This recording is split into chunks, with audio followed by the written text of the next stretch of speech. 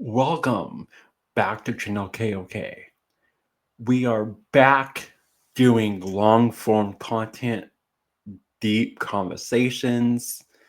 We've done a couple live streams since we've been back, but now we're doing a pre recorded deep discussion on a very interesting topic.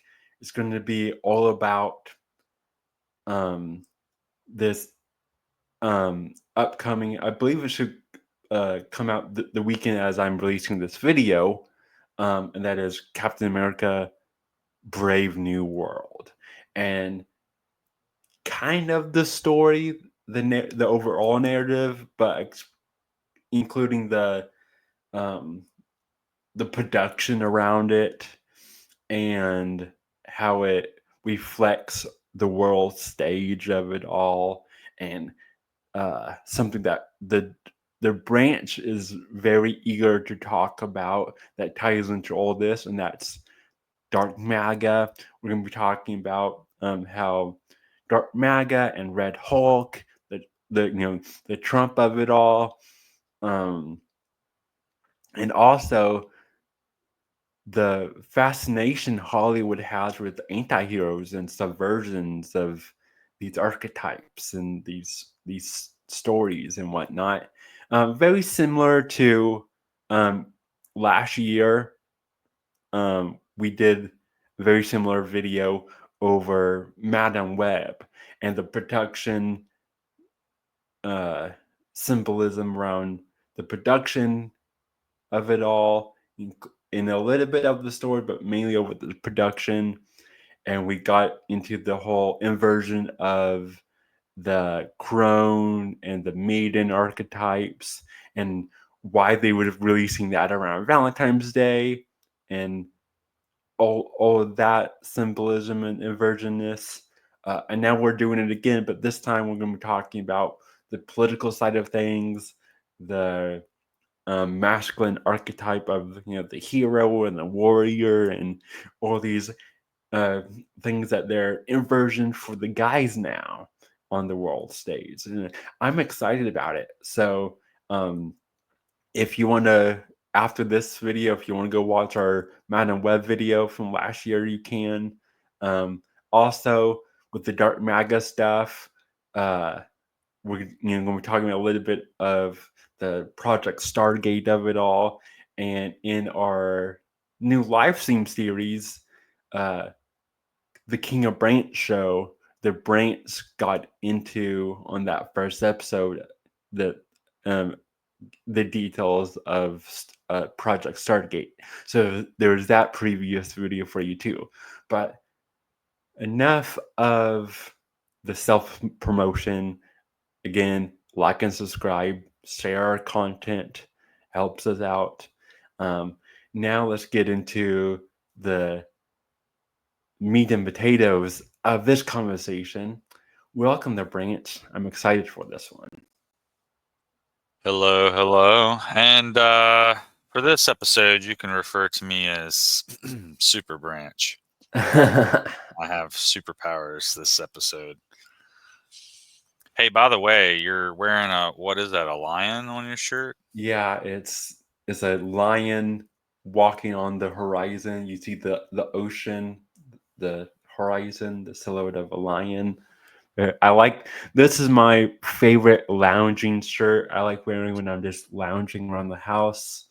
It's actually for the band Stick Figure. Underneath it says Stick Figure. I don't have many band tees, but I have always enjoyed Stick Figure's music.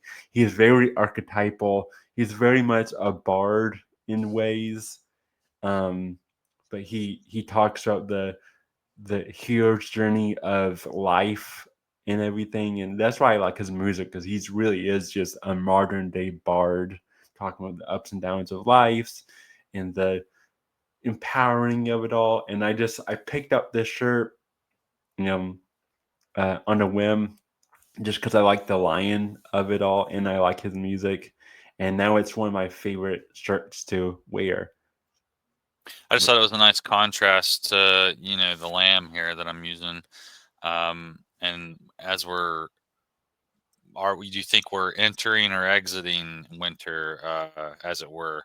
Does it go in like a lamb and out like a lion, or vice? What do you think's going on there? Yeah, that I like that saying. Go in like a lamb, come out like a lion, or something. Like that would be a interesting proverb. Well, it's supposed to be the reverse, so it either comes in like a lion and out like a lamb, or in like a lamb and out like a lion. Winter, that is. Yeah, So, you know, we're getting a lot of snow right now, it looks like. So who knows? Maybe it's out like a lion kind of thing. yeah, But yeah, and then the very interesting similarity between the word for Ariel, which means lion of God, and Aries, which is the lamb of God. I find that connection also very curious. So yeah, what a coincidence that you got yeah, the lion today. But yeah, I'm excited to talk about dark MAGA. It's kind of like the shadow of the hero's journey in a sense. You're going to talk about the inverted hero's journey even today. So that's a nice segue, I think, into that topic. yeah. Let's get into this. So um, I think first, as I'm setting up this idea of the hero's journey, as Joseph Campbell would call it. Um, I will also be kind of giving you a touch up on the MCU, because I know not everyone is savvy to the ins and out of the Marvel Cinematic Universe. Um, and so I'll Did you say somebody needed saving? Oh, you said savvy. Excuse me. yeah, savvy. Sorry. I'm just too into character, I guess. To indicate. I love it. So yeah, I think we um um to start off here. So we have uh the Marvel Cinematic Universe, and they had their first kind of saga, what they refer to as the Infinity Saga, where they set up their world, they set up their heroes, they set up their team of the Avengers, they set up their villain as Thanos. And over 10 years, they made a slew of movies that all spiraled into their heroes facing off against Thanos. And of course, some of the heroes sacrificed themselves, some of them retired, some of them kept on being heroes. Um, and now we're into this new phase, and some of the movies aren't doing so good after this. Um, they're kind of scratching their heads on where do they go from here. Um, and we have this world that no one knows where it's really going.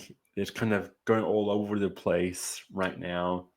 There's not really a main hero team. There's not the Avengers. There's not a hero that you can really point to, like Iron Man, um, or Captain America, as like the centerpiece that brings the rest of the team together anymore.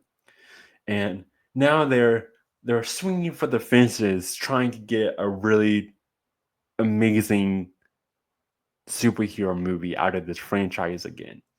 And at the end of the Infinity Saga, after they defeat Thanos, Steve Rogers, aka Captain America, who is the first Avenger, or a product of the early Super Soldier program, um, he retires and decides to live, his days with his loved ones, and as an old man and everything. So he passes on the shield to the the next Captain America. And he chooses his partner Falcon, which people actually did like Falcon. But it seems like they was going for something else earlier on in the story. It seems like the payoff, what they was all kind of ramping up to, and what the fans was looking forward to, was him for Captain America, Steve Rogers, to not pass it to Falcon, but to pass it to Bucky or the Winter Soldier, and have his redemption arc, right? Well, that's not how it goes. That's how the story was probably supposed to go. Makes the most sense narratively. But it's not how they choose to. They chose to pass it to Falcon, which again, people like Falcon. People even wanted a Falcon solo movie.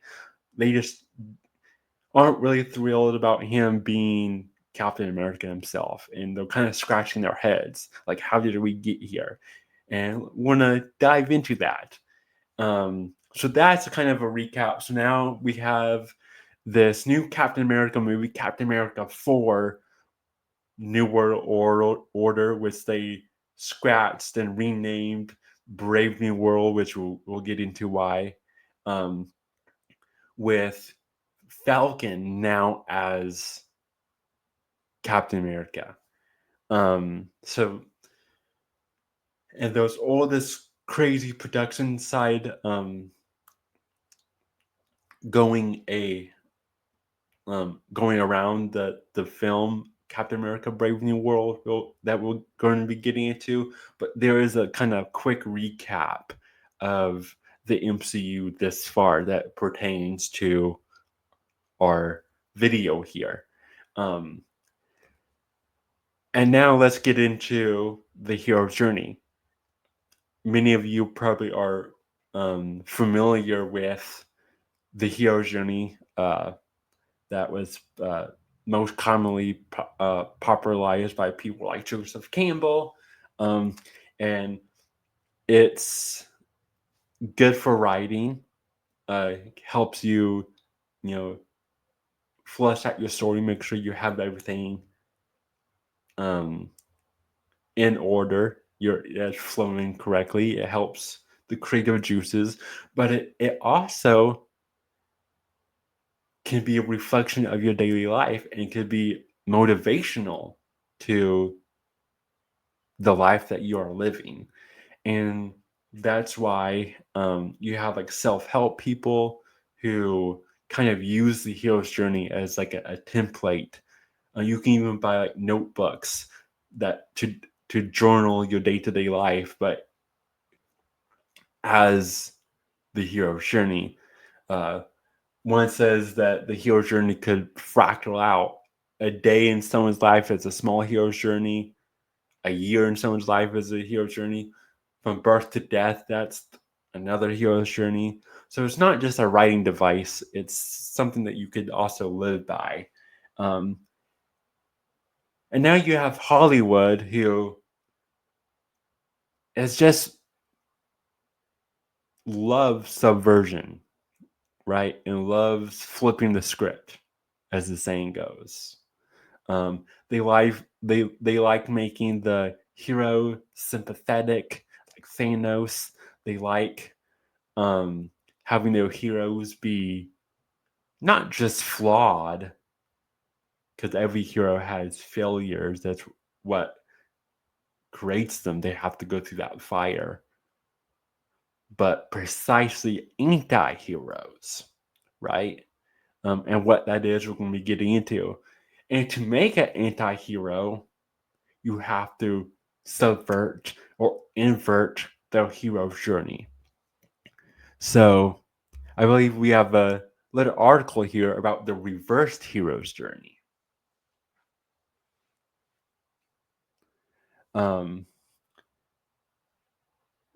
branch, super branch. Did you want to read a little excerpt from that for us, since you have Sure. a nice voice? You just want me to read the beginning or like a certain part of it? Uh, yeah, you could just read the beginning here, like that first paragraph. We can go Okay. from there. The typical hero's journey is a structure that can be found not only in fantasy fiction, but also in many other genres. By the way, were you able to hear that dong sound, ding sound, whatever? No, you're good. Oh, good. Because I don't know what it is, but I keep hearing it in my ears. So I got to figure out what that is and mute it. But if it's, as long as you guys aren't able to hear it, that's good. Um, it's like some type of notification or whatever. Yeah. Still working out all the kinks of this new computer, but it still works better than my old one. You can, continuing here, you can analyze the twists and turns of this journey in great detail. Even break it down into archetypal elements like the mentor, the helper, the threshold. In essence, however, the hero's journey entails a character overcoming obstacles and great odds to perform heroic deeds and defeat a formidable enemy. In the process, the hero usually grows and changes and becomes a better person or is reborn. In fact, the hero overcoming their own internal struggles, fears, and doubts is usually just as important as them overcoming external hurdles. By what happens when, excuse me, but what happens when that journey is inverted? What happens when a key character goes from being a good person to being a bad person and achieving or failing to achieve their goals leads them down a darker path? Well, it's a Yeah. good topic to bring up, I guess, alongside Dark MAGA, huh? Yeah. Let's scroll down a little bit. Let's see if they're. That reminds me of a quote. There was the notification sound again. So, but you can't hear that, right? Yeah, we can't hear it. That's so convenient. I'm glad. Okay, but this reminded me of something. This Yeah. right here. Yeah. You remember in Batman? Maybe it's even called Dark Knight. Um, I can't remember which character it was. Maybe it was Harvey Dent or somebody. You either die as a hero or live long enough to see yourself become the villain. Would Yep. that be a good quote to maybe apply here? Yes, that would Was be a that? good quote. Probably the when if you search reversal heroes or anti-heroes, or reverse hero journey, a lot of times you'll get um uh, a example of the main character of Breaking Bad, Oh yeah. right? Because he goes from this suburban kind of guy to this drug lord, right? So Well, yeah, and he was a teacher too. So I mean, yeah. it's like your least likely person. Yeah. So yeah, you get examples like that, and you get into the whole Harvey Dent of it all, which is that's what the Joker in that movie was trying to do. He was wanting to make this standout guy who was, the public saw as like this great political figure. He wanted everyone to watch him fall, Yeah, right? And that's what the Joker wanted. Is that what you mean? yeah, so that was the Joker's whole kind of point he was making here. Um, Maybe if you can read just maybe a little bit of after where it says, "Can fantasy reverse the hero's journey?" Yeah, but I will add that I think this right here would uh, kind of add to what you were just saying about the Joker wanting to watch the downfall. Yeah, You know, you can read that too. some people just want to see the world burn, right? Yeah, There is perhaps no more classic example of a reversed hero's journey than the Godfather 1, 2, and 3 films. The main character goes from being a decent, law abiding war hero to a murderous, ruthless criminal by the end of the films. Most of us have no love left for Michael Corleone.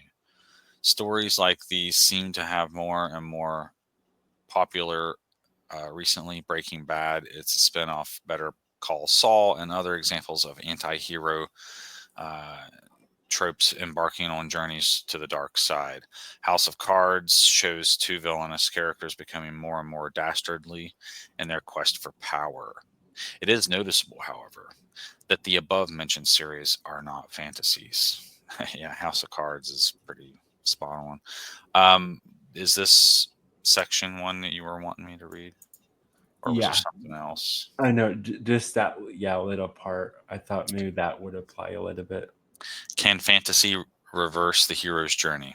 Science fiction provides us with many good characters that become villains. You only need to look to Star Wars to see a host of Jedi that are lured to the dark side. And a sci fi dystopia like 1984 is riddled with characters that gradually lose all hope, humanity, and decency. In fantasy, however, reversed journeys appear to be less common. Yes, there are plenty of morally dubious characters and plenty of point of view characters that could be classified as villains or crooks. Generally, however, all of these characters are working toward doing and becoming something better. A story that introduces a heroic good protagonist and turns them into a fully fledged, loathsome villain is hard to come by. And when such instances do occur, it is often in one of several attenuating circumstances, such as it's in the past, they are one of many. Give me a second here to get my mouse. Yeah, we can They end sink there. low, but never beyond redemption. And then deep down, they were evil to begin with. Those are the tropes.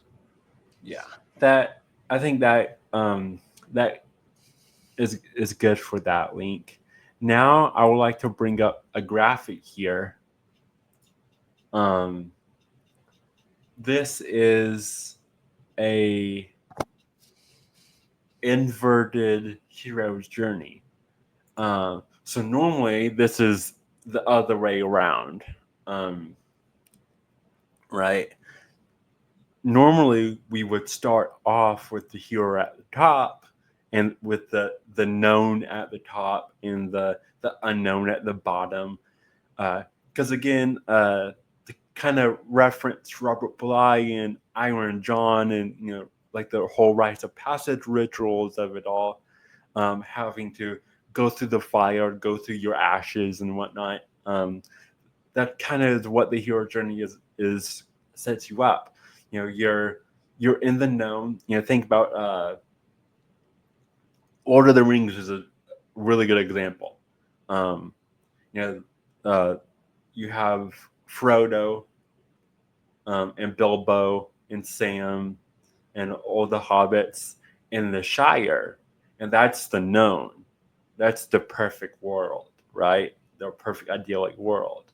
But then something creeps in there, and that's the One Ring, and that which first forces them to have to go into the unknown, explore outside the Shire, right?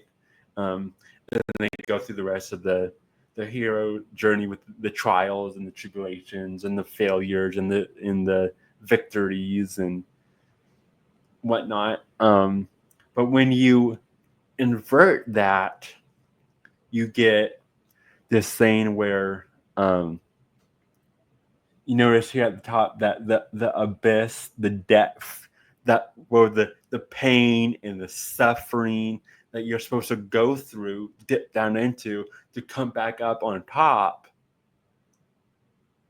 The valleys to your peak, so to speak. Well, now your valley is your peak. And I'm going to pull up one more graphic here. This is something I did on a live stream on a different channel years and years ago, just out of curiosity.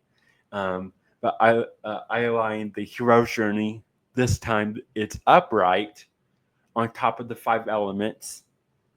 Also, I added in, for good measure, the Viking wheel. We can kind of disregard the Viking wheel at the moment. Let's just focus on the 5 elements and the hero's journey. Notice at the top of the hero journey where you start, that spirit, that's your birth. You're starting in the known. That's when the hobbits are in the Shire. That's your spirit birth. Is also your Ouroboros. That's where your rebirth is. That's at the top. And then you have your water. You become more kind of liquidy, more mercurial. Then you go to the fire. And then that fire becomes like ash and harden and earth. And then you ascend up like air, right? And if you invert this into your anti-hero, you're inverting the journey. You're doing what like Satanists do, right? In all kinds of dark pagans, where they're putting spirit at the bottom and the earthly elements at the top, and they're worshiping materialistic things over, the divine, over God. And look at your anti-heroes. Look at your what do? They see no redemption. They only see pain. They only see suffering. They only see things like revenge, right? They don't see the goodness in humanity anymore. And also, I like to add here, if you see the elements, notice how water and fire is on the first part. And that's your liquidy stuff. And then you have your earth and your air. That's more of your hardened kind of stuff, even though air is fluid. But it's also just your water and fire. It's still the triangles, but you're added that line. So you're just like before as you're going through your journey, but when you're on the ascent, you have something else.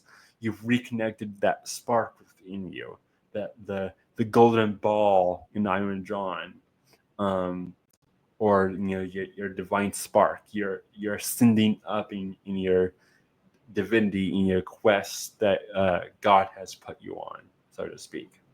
And that's something that the anti-hero doesn't have. Do you have anything to add really quickly, Branch? Oh, no, I was just preparing this article here for you because this is the one that it's from, right? Yes. This is where I got the inverted journey on. Do you want to read maybe like the first paragraph? Sure. So this one here. Yeah. He's referring to Act 1, which I'm not sure where that would fit on this necessarily, but you did have that graphic up. I guess there was one thing I did think of that you could maybe read the different phases. How many were there? 4 for the hero? Call to action or whatever. Yeah, they're usually 8. Oh, okay. Yeah. You can simplify it to 4, but you can also expand it to like 8. And so you're saying that the inverted thing is kind of flipping that 4 or 8 thing on its head in a sense. Yeah. So it might be out of sequence. Is that maybe one of the symptoms of that? Yeah. Okay. That was all I could think to ask, really. Okay, this begins with, I'm starting a short series of, this is the author writing. So maybe we should skip to something where he's actually making a point if we're going to read from this. Okay, well, where'd you? It's not that long of an article. Yeah, maybe that's not really a necessary article to read. But basically, the article is just talking about the inverted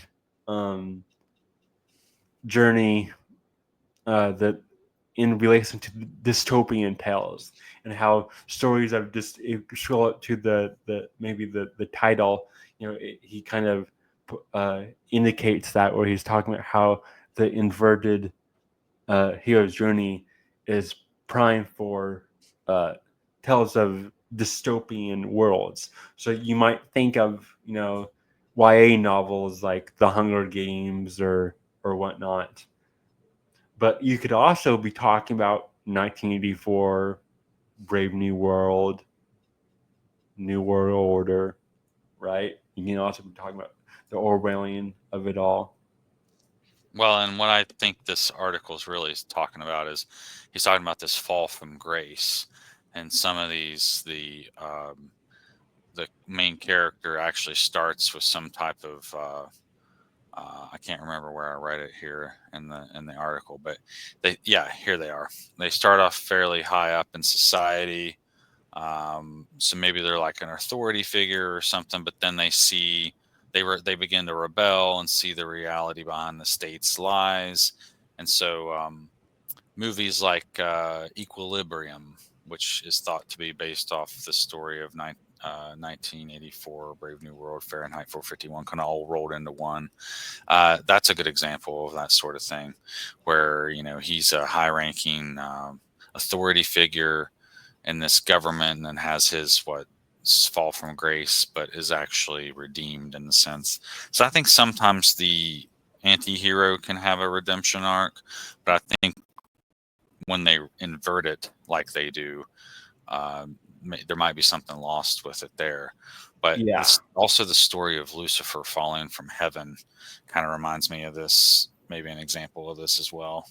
Yeah, exactly. Yeah. Yeah, you can, there's a time and place for an anti-hero story. If you're doing something like Equilibrium, you could you can twist it in a way to where you're showing something, there's like a lesson there, but a lot of times, you don't need that, and a lot of times that's not what the goal is. When they're inverting it because they have an obsession with this subverting, you know divine archetypes and things that empower people to disempower them.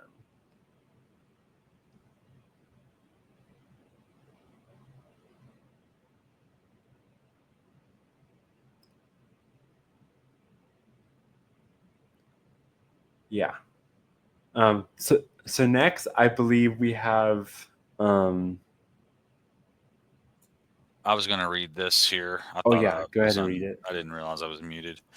A hero ventures forth from the world of common day and into the region of supernatural wonder. Fabulous forces are there encountered, and a decisive victory is won. The hero comes back from this mysterious adventure with the power to bestow boons on his fellow man. That too also sounds a lot like the shaman's journey, going into the spirit realm and coming back to the regular world. There's also something down here he goes on to talk about. I haven't read this part yet. He's the author, I guess, is speaking here. He says, "My idea was this. One of the stages of Campbell's hero's journey is called the meeting with the goddess, where usually leading up to the climax of the story, the hero meets a woman or sometimes a man who imparts wisdom and gifts to him. The hero's journey is not a hard and fast rule, and many later interpretations don't include this stage, but I saw a clear parallel with dystopian fiction." He's saying here in 1984, Brave New World, and there is what he calls the meeting with the devil, where the protagonist is confronted with one of the people who is running the dystopian world and learns just how hopeless his position is. So it's interesting that the regular archetype includes like this deus ex machina, supernatural, uh, hurdle help, and then the inversion is like just losing all hope. The Klippa version of, instead of Sephiroth, tree of life, it's like the tree of death. It's like an inversion of it. It's like hopeless position Yeah, rather than a yeah. hopeful one. It's the whole abandon all hope element. Yeah, and I guess to make it clear, since we're kind of getting murky here ourselves, that there was a useful way of an anti-hero that's not just subversion for subversive sake, to where they're not trying to purposely kind of mock or lead astray the hero and people who you know get inspired that way. They're not trying to lead the audience astray. There's a way that you can kind of put all that subversion aside and just use the anti-hero for what it is, and that's where you can get your Orwellian stories and still have a lesson in them. So I guess the difference is, are you using them creatively, where you know your how to tell a story and you know what you're trying to do, or are you just creating Hollywood slop, and you're purposely trying to be politically charged or lead people away, mock the Messiah trope, or purposely trying to invoke a anti-Christ kind of anti-Messiah trope. So basically, what we're saying is there's a difference between modern Hollywood and what they're doing and something like Orwellian tale, where Orwell he knew what he was doing and he was trying to teach us a lesson, right? He had a purpose of hope in all that darkness. But yeah, let's get into what is Brave New World.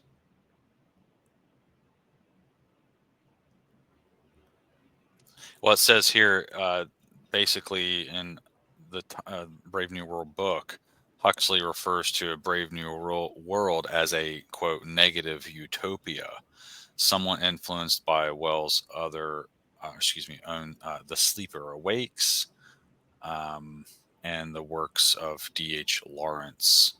So it's basically what we're seeing with this dark MAGA stuff is this shaping of society into some type of utopia, but for who? It's not everybody, obviously. It's only the elite, those sorts of things. And then once those people began running things, then some years later, now you find yourself in the midst of the plot of one of these dystopian novels where you yourself are the character in one of these books or movies. So which would insinuate that we would find ourselves in an inverted situation where the world around us tells us and dictates to us what is good, what is bad, and then if you break away from that, now you're bad, right? So reminds me of something from the Bible when it talks about the end days. I think in Isaiah it says, in the end days, good will be called bad and bad will be called good.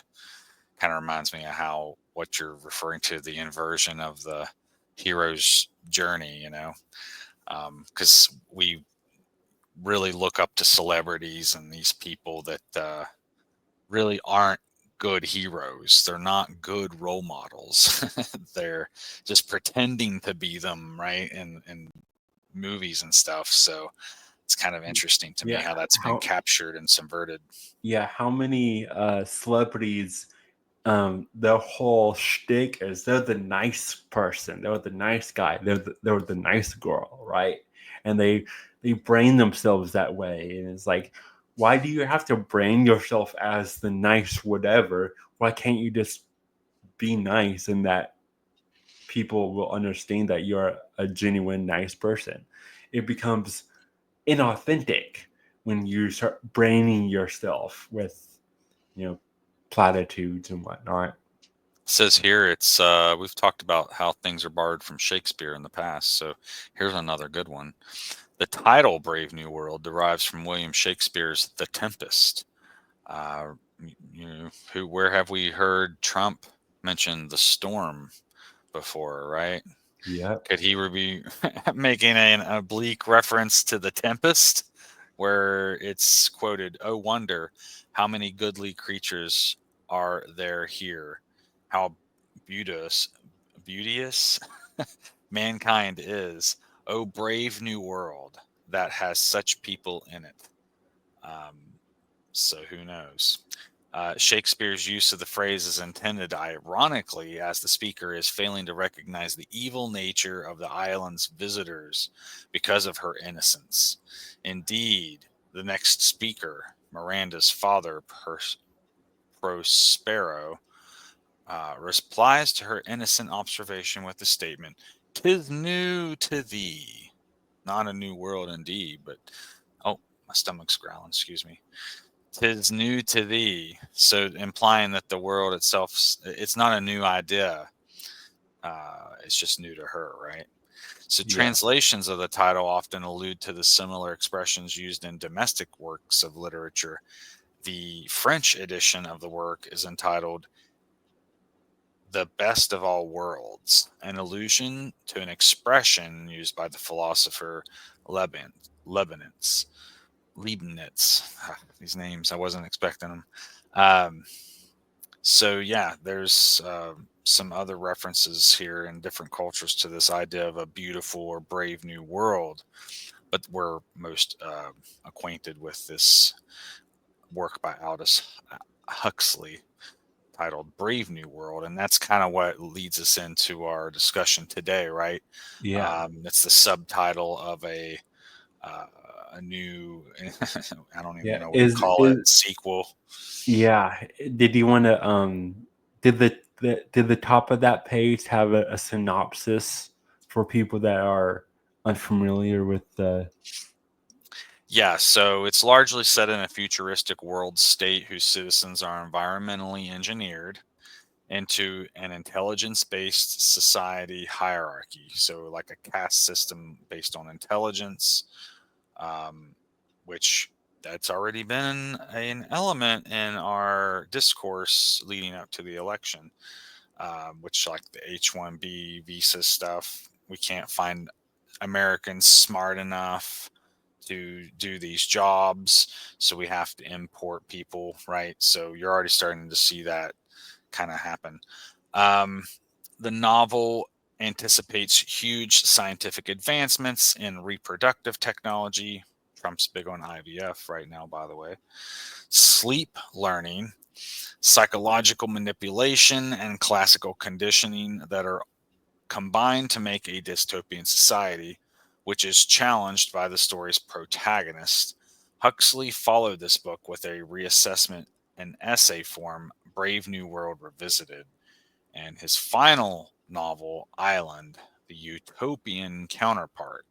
This novel is often compared as an inversion counterpart to George Orwell's 1984. So, yeah, Yeah. that's interesting Yeah. backstory, huh? Yeah. So there we go. And again, the reason why we're talking about Brave New World is because Captain America 4 subtitle is Brave New World, um, which wasn't the original subtitle. The original subtitle was New World Order. Um, take this down for a second. The original subtitle was New World Order.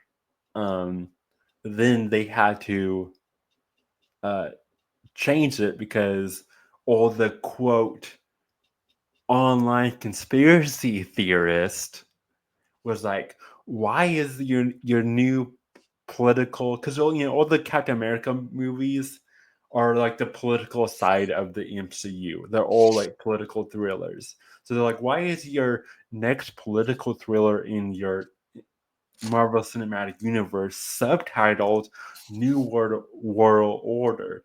And you had all these headlines of these far right, extreme online conspiracy theorists, extremists, have commandeered the term New World Order. When just like Brave New World, there's a book referred to as New World Order, right?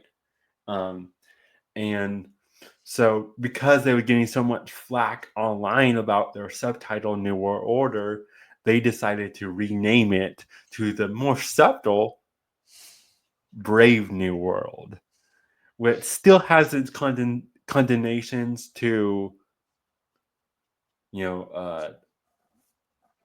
extremist literature, as the, media outlets will make you believe, when it's just modern classic literature. Yeah. And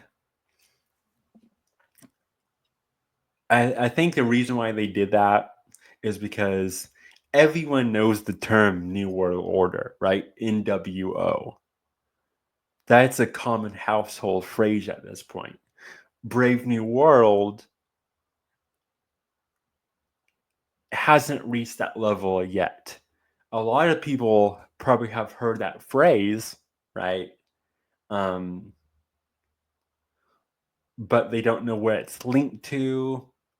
It doesn't have the same readily acknowledged residence as New World Order has. If you are a literacy major, if you like reading books, if you are into conspiracies, if you're a free thinker, you're probably aware of the Brave New World aspect and the book and the history behind it.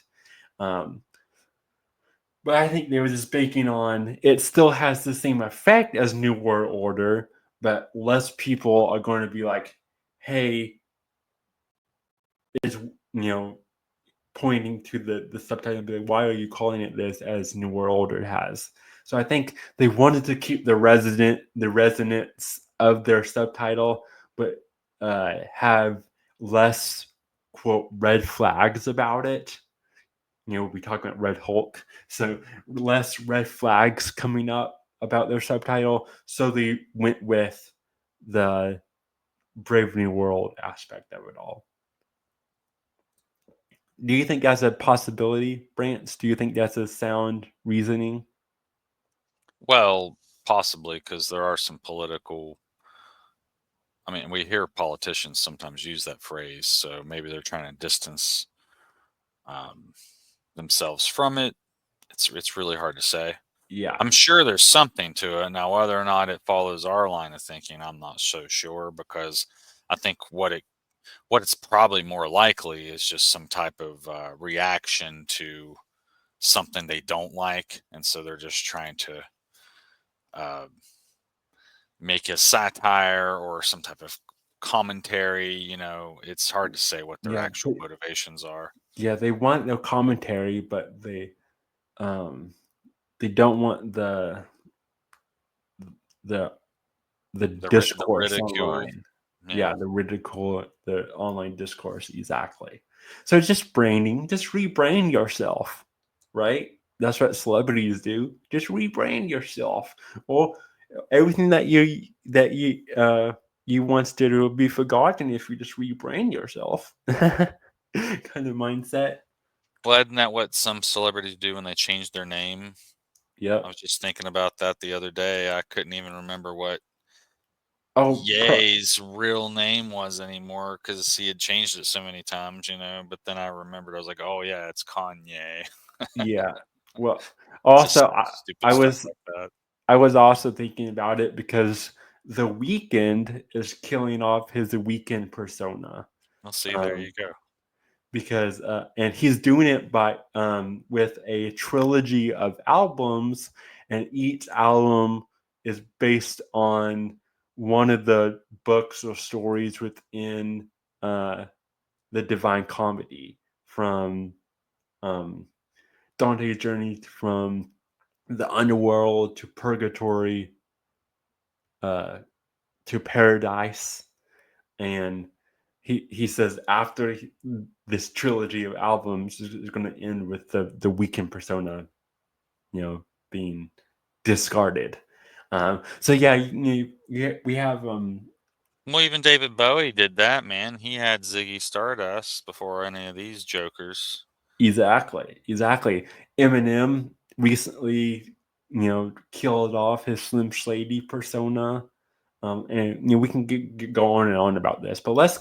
Even country music, you're seeing it with what, Beyonce? She's country now. She calls herself some other name. Yeah, for our album, Snoop Dogg does it too. He had Snoop Dogg, he had Snoop Lion. And what's the guy's name? He did the Thunder Rolls. Garth Brooks had an alter ego like back in the 90s even. Yeah, Can't remember the name of it, but yeah. Even Lana Del Rey, that wasn't her first persona, but it's just the Lana Del Rey persona is what stuck. The whole American kind of dark American dream side of it, right? So that all creating a persona and then abandoning the persona and going to something else, having all these identities.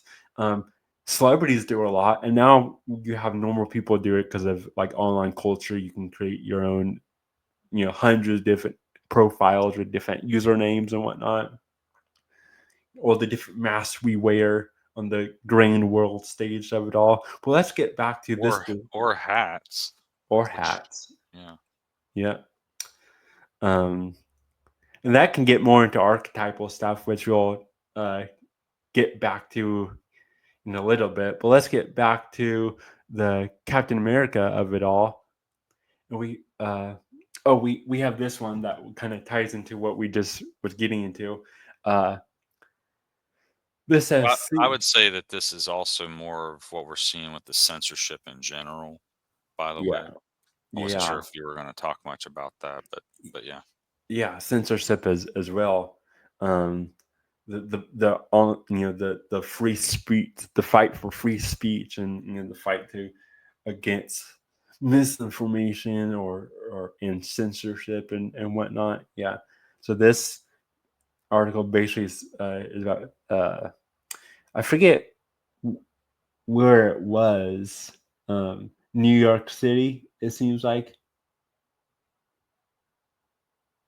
Um, That is, this says C.S. Lewis, Tolkien, Orwell among works of tagged. Oh, I was reading the title. Um, as tagged as triggers for far right extremists by anti-terrorism group.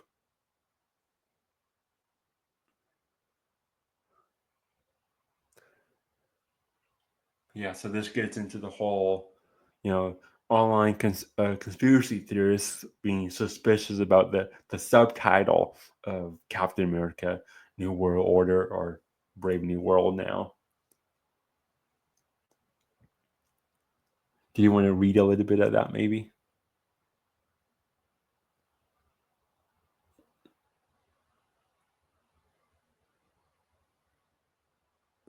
If you think anything is um,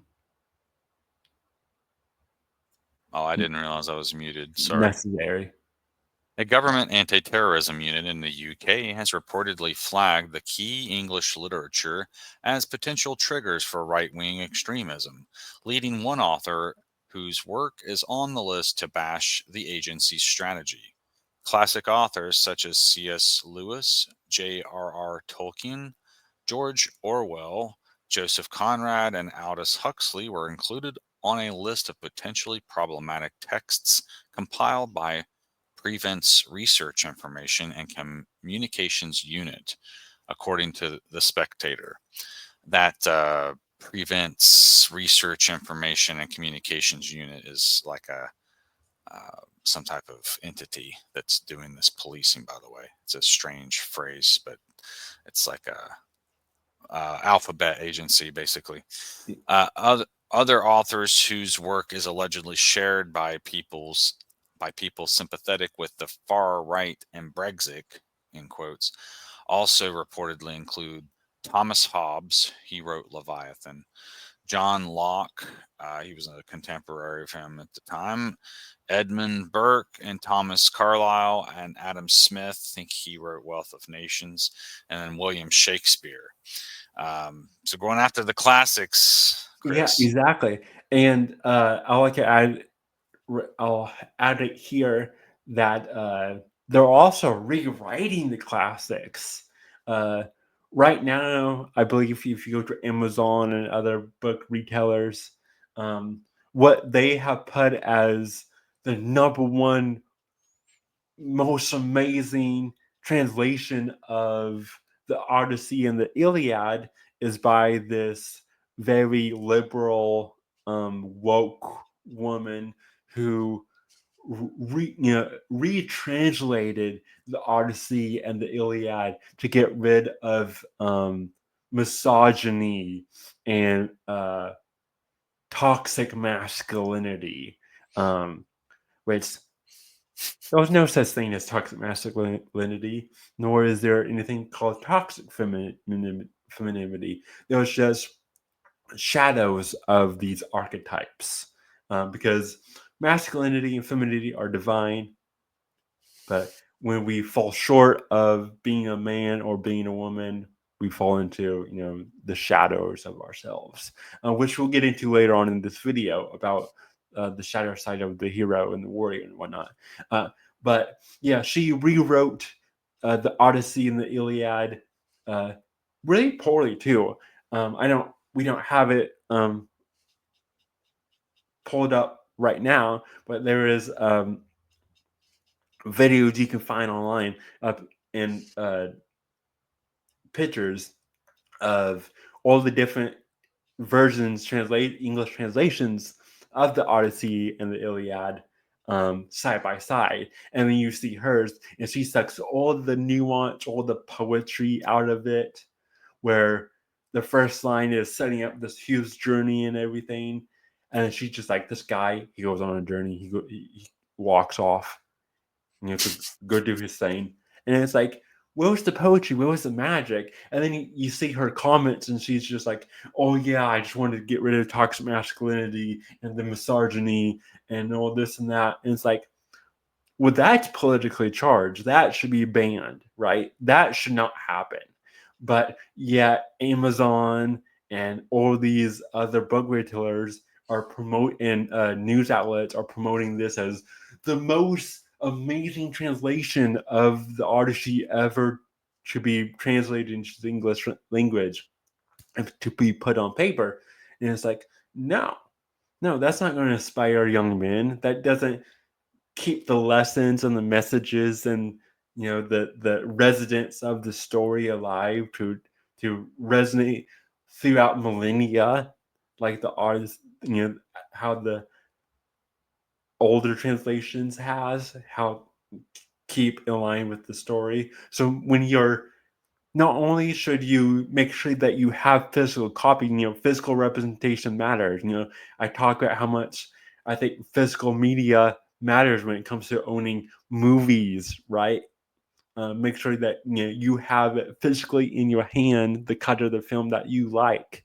But also, same thing with books. If there's a book that you want, physically own it. It's nice to have an ebook or audiobook or whatever. Make sure you actually own a copy. And that's why it's so important to challenge your mind to sit and read a book, right? And to flex your reading muscles and whatnot. And to actually own these classics so they can't take it away from you, and to make sure that you own the best translation if it is translated into your language and it's not translated by someone who has a political agenda. So they're pushing their political agenda, and then they're saying that the classics have, their own political agenda that we should stay away from, when we should be going to the classics, going towards tradition. But anyways, that's a little rant. Let's keep on going with this whole thing. So yeah, is there anything else from this one you wanted to point out, Branch? Or just that they're basically leading this into the the censorship stuff and the totalitarianism of it all. And it doesn't seem like it at the time, but we always go left and right and left and right, and it's always side to side. It reminds me of this quote I heard somebody use in a Twitter space, and I might have said this the last time we were recording, but because it made such an impression upon me, I'll say it again. But it said, when you're leading the cattle to slaughter, they will not go in a straight line, and they'll only go if you take them in, wide S-shaped path, because then they don't feel like they don't see the destination, you know what I mean? So they're not going to be resisting it. And so I think that's kind of what we're seeing here is every time a different election takes place, we just get closer and closer to that slaughter room door. But, different groups of people are okay with it at different times. Like the last 4 years, everybody that voted left was very happy with things, apparently. now they're all upset. my something that I don't know how accurate this quote is, but something that I heard years and years ago when I was like a teenager was a quote from George Washington. Again, I don't know how accurate this quote is, but regardless of how accurate this quote is, if it actually did come from George Washington, it stuck with me, and that is that allegedly George Washington once said that, and I'm paraphrasing here as well, the two-party system would be the death of America, essentially. Basically, he was against having a two-party system. He thought everyone should, I guess, be a independent party. It sounds like he was more centralist. He didn't want a divisive split down the middle, which is what you're talking about, right? To be, and I also hear in more modern, like Christian circles, for instance, saying how you talk about like the path of the middle path. The middle path is the hero's way, right? And the middle path is the way you need to be taking, not the left or right hand path. You need to be taking that middle path. And that's why some people who are Christian don't identify as left or right politically, because they don't want to worship the state, right? So they are choosing the central, neutral, middle path.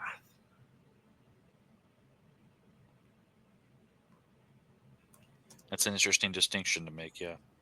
Yeah. But like I was saying, though, I think that this is all manipulation, because we're gonna now have this technocratic type thing. So, well, what happens after 4 years? Who's gonna take the reins of this? Stargate AI and biometric tracking systems and all this crazy stuff that's getting developed right now. So that's the real danger of the time we're in right now. And I've been listening to some people that have been following this type of thing for years, like Whitney Webb.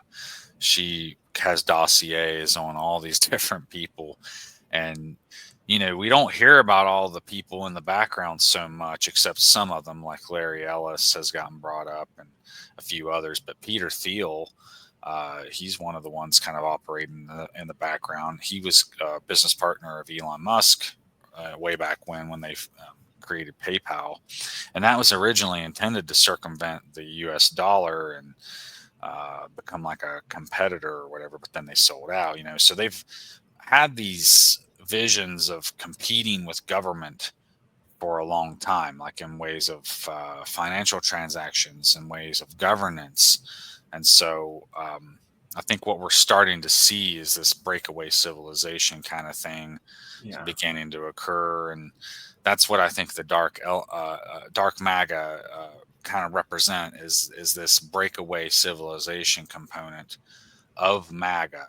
I mean, you got to really look at it from the 10,000 foot view. Trump himself was a Democrat. So you got a Republican president who was a Democrat. I mean, that's right there. We got the uniparty is what we have. We don't have two parties anymore. We have uniparty. And so how many times have you heard the term rhino, Republican in name only, meaning they're actually Democratic values, but Republican, party affiliation and stuff like that. So like Beyonce trying to come out with a country album. So we're seeing a lot of this type of thing happen where there really is no choice anymore. It's just which flavor of poison do you want? American Corp. And I do appreciate the things that Trump talks about and says he'll do, and this and that and the other. And I mean, I'm not a total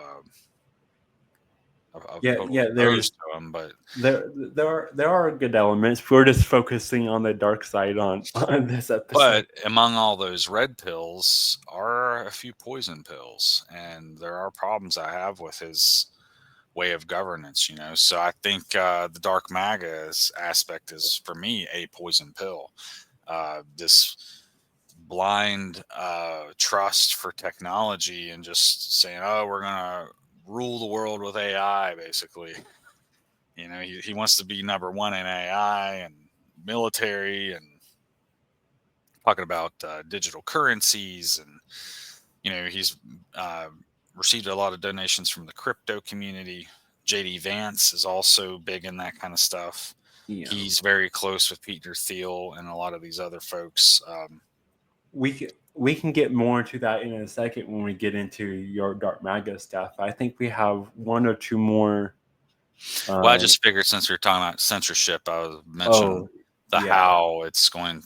I mean, like what we see right now isn't even close to what we're going to be seeing in the near future once all this infrastructure gets put in place, because we're going to have social credit scores, cameras everywhere. I mean, it's just crazy to think about. That's what Brave New World is all about. And then guess what? You're not happy? Take your antidepressant and just go to school, go to work, whatever it might be, and deal with it, right? And so, and don't forget to keep your digital ID up to date. You don't want to miss out on going to the supermarket or paying your taxes or whatever it might be. So yeah, you got to see where this is, not necessarily where it's going, but where it could go, right? Because obviously if the technology is not there, it can't happen. But we've seen all the various attempts at control over the past centuries. So to think that this human nature is just gonna change overnight because we have all this leisure time now, I mean, that's just, to me, it's folly to think that way. But yeah, where you want to discuss? Yeah, I think we are going moving to more Captain America stuff to round up our Captain America stuff, so we can get to your dark MAGA stuff, because that's really interesting. But we gotta tee this up with why it ties into Captain America. So like I said, I talked about at the beginning, they had really set up this kind of redemption arc for Bucky, or the Winter Soldier, who in the mythos of Captain America as Steve Rogers Captain America, Steve Rogers and Bucky were best friends growing up. And Steve Rogers got the super soldier serum and became Captain America. Well, Bucky Barnes got taken by Hydra, the evil Nazi, the evil Soviets, whatever you want to call them, and he got MK Ultra. He got mind controlled and given his own version of the serum, their own version of the serum, and got turned into the Winter Soldier. And he kind of became, the antithesis, the villain to go up against Bucky, his the shadow from his past, so to speak. And so he has to face his best friend, who is now mind controlled to be this evil super soldier, where Captain America is the good super soldier, which gets to the heart of the Captain America character of the comics. The very first comic was him going up against Nazis. So it kind of gets to the heart of the character and patriotism, and how Captain America as a character was here to inspire American patriotism, right? So they set all that up in not just the comics, but in the movies. And storytelling in the comics are different from storytelling in the movies. Comics, you can have all these different iterations and versions and whatnot. But you have to be more episodic, more straight from point A to point B when you're doing movies, because it's a different medium. So it seemed like that they was building up Bucky's redemption from the Winter Soldier, from Steve Rogers' best friend to becoming the Winter Soldier, to deconditioning himself and finding himself again and becoming who he wants to be, a hero. So the next logical step in that redemption would be when Captain America retired at the end of the Infinity War, to give the shield to Bucky, so Bucky can be the new Captain America and get his final redemption arc. And then, like I said, instead he gives Steve Rogers, Captain America, gives the shield to Falcon, his other friend, who came in later in the story. He came in like Captain America 2 or something, and everyone liked Falcon. He was a fine character. In fact, they wanted a Falcon movie, or like a mini series or something, a different story. But it obviously was Bucky's narrative story and his redemption arc and his relationship with Steve Rogers, with Captain America, that the fans like, and what the storytellers, the writers, wanted originally. And then, like I said, then they flipped the script. They subverted everyone's expectations and gave it to Falcon, which, again, yeah, he might have had the shield and been Captain America in the comics for a little bit, but this isn't the comics. This is the movies. You need a narrative through line, and that through line was set out to be Bucky. And so you had a lot of online discourse of fans being like, we want Bucky to be Captain America. And then, of course, because of Falcon being, African American, being black, they played the race card. Oh, well, these are just a bunch of online racists or something, right? Or whatnot. I mean, it's like, no, if you actually listen to the discourse, they're like, we like Falcon. We wanted a Falcon movie. We just want the story that we was promised. And then you had the Russo brothers commenting on it and being like, oh yeah, we always meant for Falcon to be the next Captain America. When you watch the movie, and as a writer, it doesn't make sense. You're not setting that up when you should be setting that up. It seemed like a last minute kind of decision. And again, you could have had a Falcon movie with Falcon, and then you could have also had done Bucky as Captain America. That would have been fine, and you still would have got your Falcon, Sam Wilson stuff, and then you could have got your Bucky Captain America redemption arc. But that's what this article is getting into. Did you want to maybe read a little excerpt from it? I didn't really know what part of this you wanted me to read. We can just skip it. We don't have to read it. I just kind of went over it. The main point was just the reference it. And our next article about the PR, the publicity around and the production around Captain America: Brave New World. Anthony Mackie, who plays Falcon or the new Captain America. Sam Wilson, I believe, is his regular everyday name. He says, he basically said, chilled the F out over comparing Red Hulk to Donald Trump. Response to fans calling him the rudest celebrity. And yeah, he's known for kind of having a bit of attitude, as many celebrities do.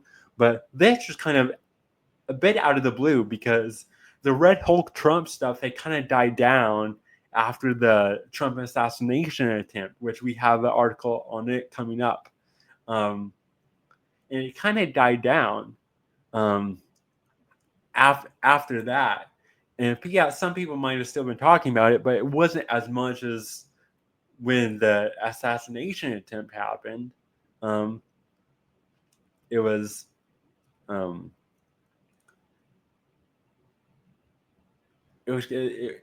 the online discourse had kind of shifted, and so it kind of felt out of the blue for him to be making this comment. Like maybe he was preemptively getting ahead of the online discourse before the movie comes out, to be like, "Hey guys, we totally didn't mean Red Hulk to be a parallel or allegory to Trump," you know.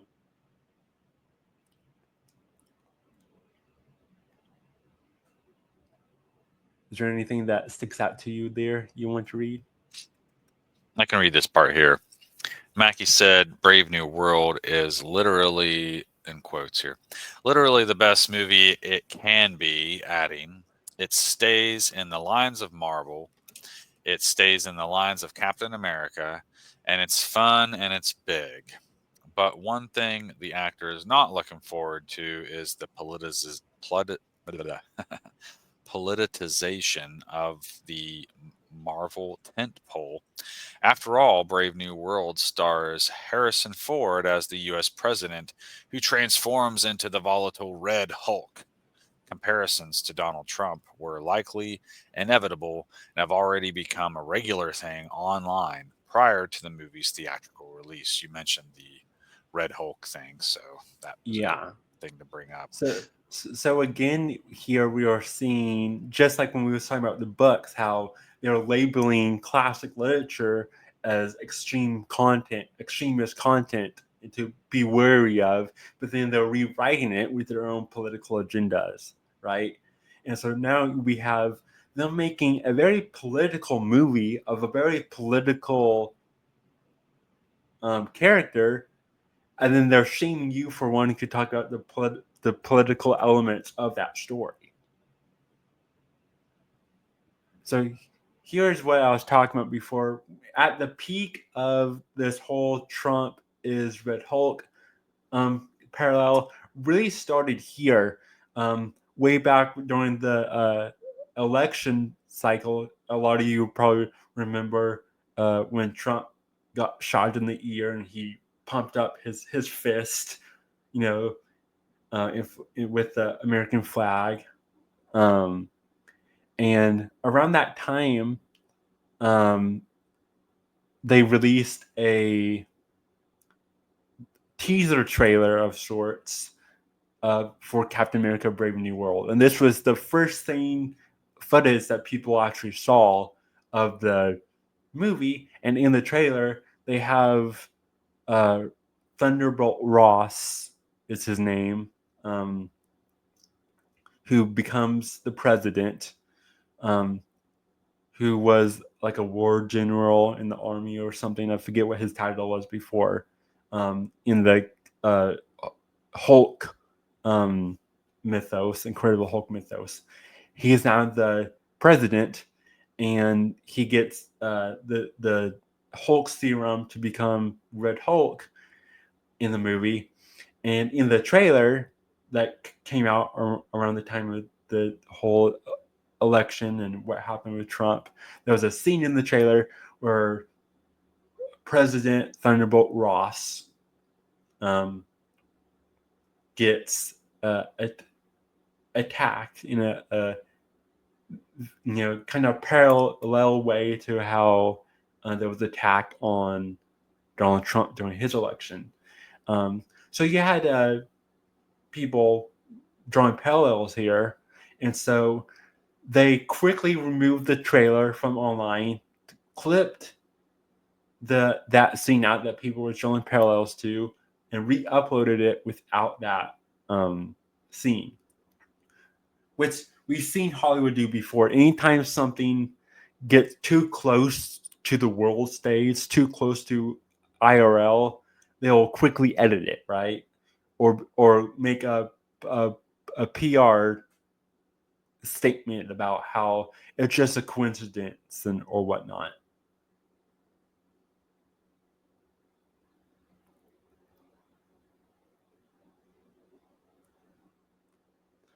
Was there anything there that caught your eye that you wanted to read?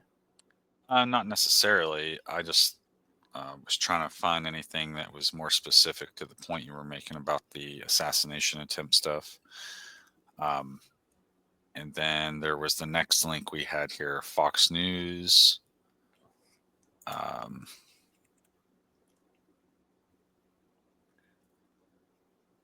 Says that this character should not represent America. Yeah. Anthony Mackie, Falcon, the actor, he was on his, the PR circuits that they go around to promote the movie. And he was in, I believe it was Italy. He was in a different country. Well, in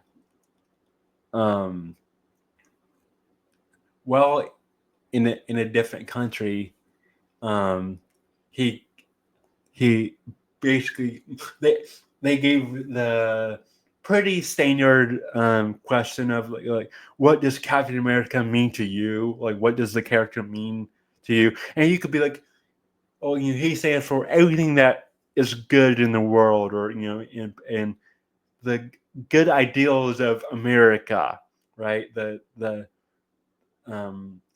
Make him seem patriotic, even if you don't mean it. That's something you should say. It's an easy answer to make fanboys happy, right?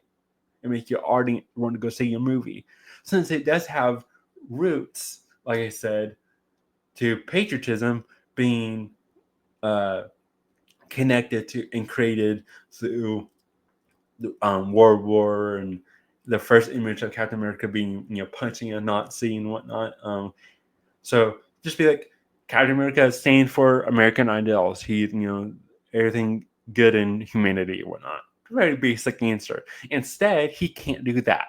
He has to say, Captain America can mean many things, but the one thing I don't think Captain America should stand for is America.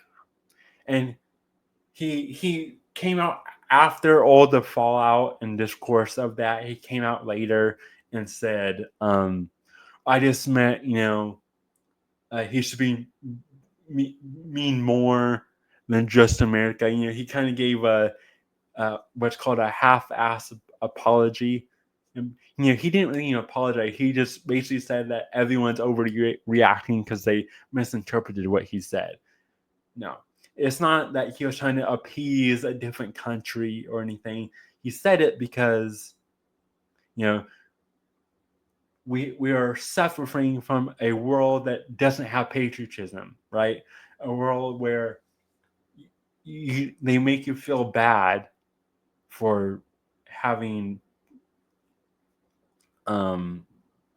pride and honor in your roots and where you come from and your home.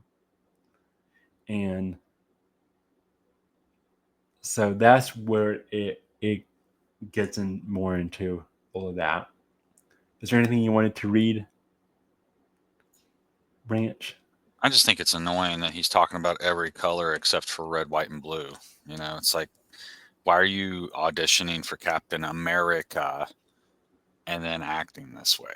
You know what I mean? It's just ridiculous. It's like, go start your own woke hero franchise and see how it does. What? It's like they can't actually see. That's the thing is they can't create something enticing and captivating that is in line with those values because nobody wants to watch it or see it.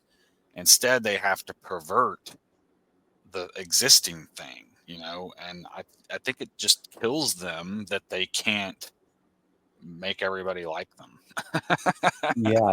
It's I think it was Brett from Pop Culture Crisis made a point that the reason why we don't get baseball movies anymore, like The Sandlot and Field of Dreams and all these movies, is because baseball is tied to the American dream.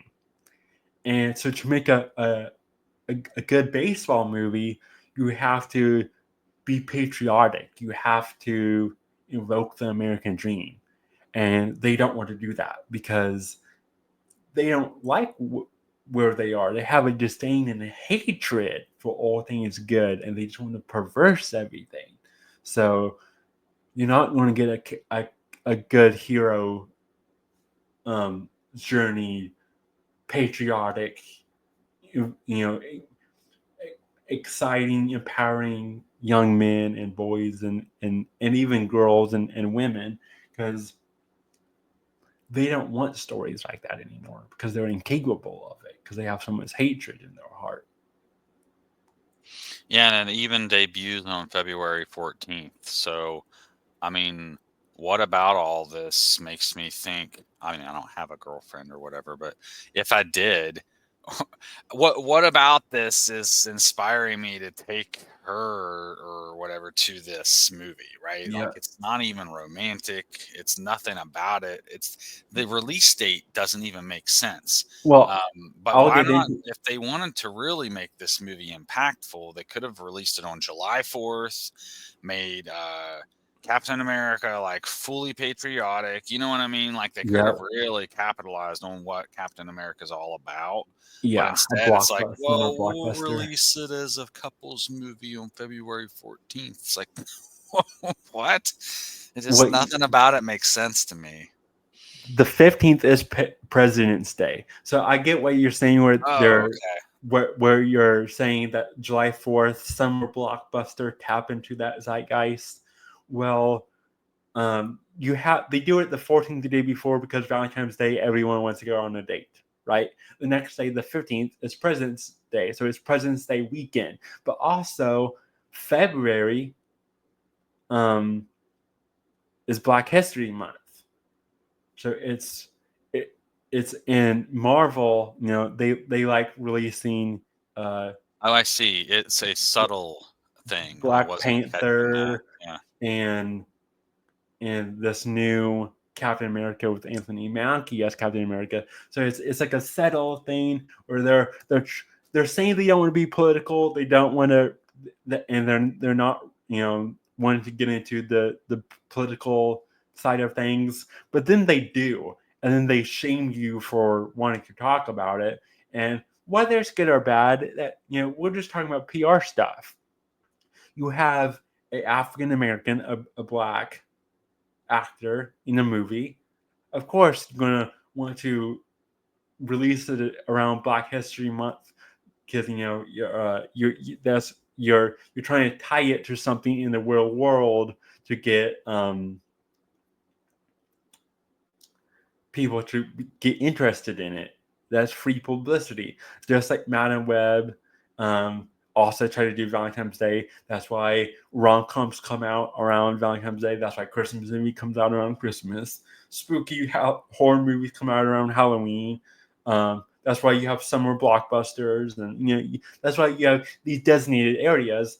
January and February are known as like the filmmakers or the movie graveyard, because everyone spends money over the holidays. They're trying to save money in the first part of January and February, so they will release their lesser movies, the movies that they don't know how well they're going to go over in the public eye, in January and February to save all their big movies for summer blockbusters, for save all their holiday movies for the holidays. And yeah, that all makes sense. I just wasn't thinking about all the political stuff. I didn't. Yeah, save all the award-winning movies for the award season and whatnot. So it makes sense. I see why the suits in the studios made these decisions. So I understand the decisions they are making. And it's like I said, I'm not saying it's a good or bad thing. I'm just pointing it out at this point. Well, but the clothes don't make the man, right? So he can wear Captain America's uniform, but I don't know. It's really going to be a worthy replacement. I'm not so sure. See, I don't know much about the other character because I never saw the other movies, so I don't know how good he was, the Steve Rogers fella. I don't know how good of a Captain America he really was, but I don't remember seeing him in the news talking about being disparaging about the whole thing and making it political. Maybe he did, maybe he didn't. I don't know. Yeah, I think he might have said some loosely kind of, normal celebrity thing where they kind of enraged the audience, but it wasn't this bad. It wasn't this blatant of a thing to enrage people. Well, and this character here is like a co-star that was in some of these other movies too, right? It says here he was in Winter Soldier and Civil War. Yeah. Falcon was a kind of a side character in all these movies. So one question I guess I have is, did they kill him off? Is that canon to the comic books? How they killed him off and replaced him with Falcon, or is that something they just did? He literally gives him the shield. He's old and retired. Captain America, Steve Rogers, he's just an old man now, and he gives Falcon the shield. And many people in the comics has had the shield, including Bucky, Winter Soldier, and Falcon. So that's both canon. But like I was saying earlier, when you tell a story in comics, you can tell one-off stories and have all these different iterations of the characters. But when you switch mediums to a movie, you have to have a through line that goes from point A to point B. The hero's journey. You have to have. You can't have all these other crazy stories happening around it. You have to kind of narrow down the story that you're telling into just a few threads for someone to follow. And that thread that they had picked in the original Captain America was they were setting up Bucky. But then at the last minute, they was like, oh yeah, we're going to choose Falcon instead. And then they're shaming the fans for noticing their sloppy. But what was actually canon though? Him retiring, you said? Is that what you said? What's canon is him retiring and him giving the shield to Falcon is what's canon in the movies. Okay, the movies. Yeah. But like I said, they didn't make that decision till the final movie. They didn't make that decision until Infinity War, where all these other Captain America movies and Avengers movies were setting up Winter Soldier to be the next Captain America. So even though they had invested in taking the narrative that direction, they just abruptly change it. Yeah, so because they did a switch in the final hour, in the final act, and that's what people are noticing, and that's what people are getting shamed and being labeled conspiracy theorists or extremists or racist or whatever, politically charged, when it's not. It's just they're noticing your sloppy story writing. You can't switch up the narrative in the final act. That's not good subversion. well, that's Right? why I was asking about what was canon, because it wasn't clear to me if it was just woke subversion of the plot or if it was actually canon. Yeah. But anyway, this quote he says right here, this just kind of irks me though. It's because like, why is this guy even interested in playing a character named Captain America if he's going to say something like this? Captain America, Brave New World, the star of this rather, says that the iconic character should not represent America. And I'm not even like a nationalist, rah patriot person, really. And this just, it's not offensive.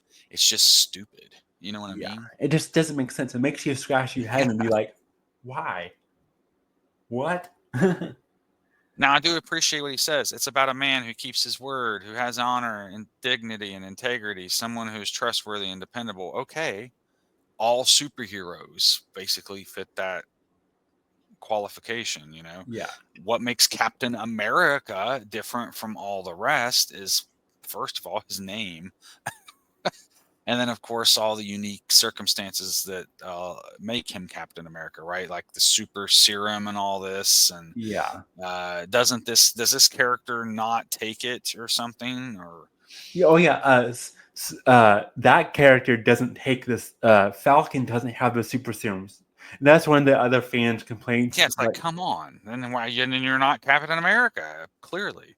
You That's know? what people say. Because in the trailer, Red Hulk punches the Captain America shield, but then he just stands there like it's nothing, and it's like, but he doesn't have the super serum in his blood. Also, the Shield has the superpowers, not the No, person. I guess, Apparently, but that's not how it was with Steve Rogers. Steve Rogers he had a strong shield, but he also was super strong because of the serum. So yeah, it's like, because of physics and stuff like that. yeah. So it's like, So, why didn't he choose to not take the serum? Do you have any I idea? guess that's what we're gonna find out in this movie. Why isn't he taking? Oh, okay. So we don't even know. So we don't Well, even know at I'm this point. excited. I guess I am excited to figure out why.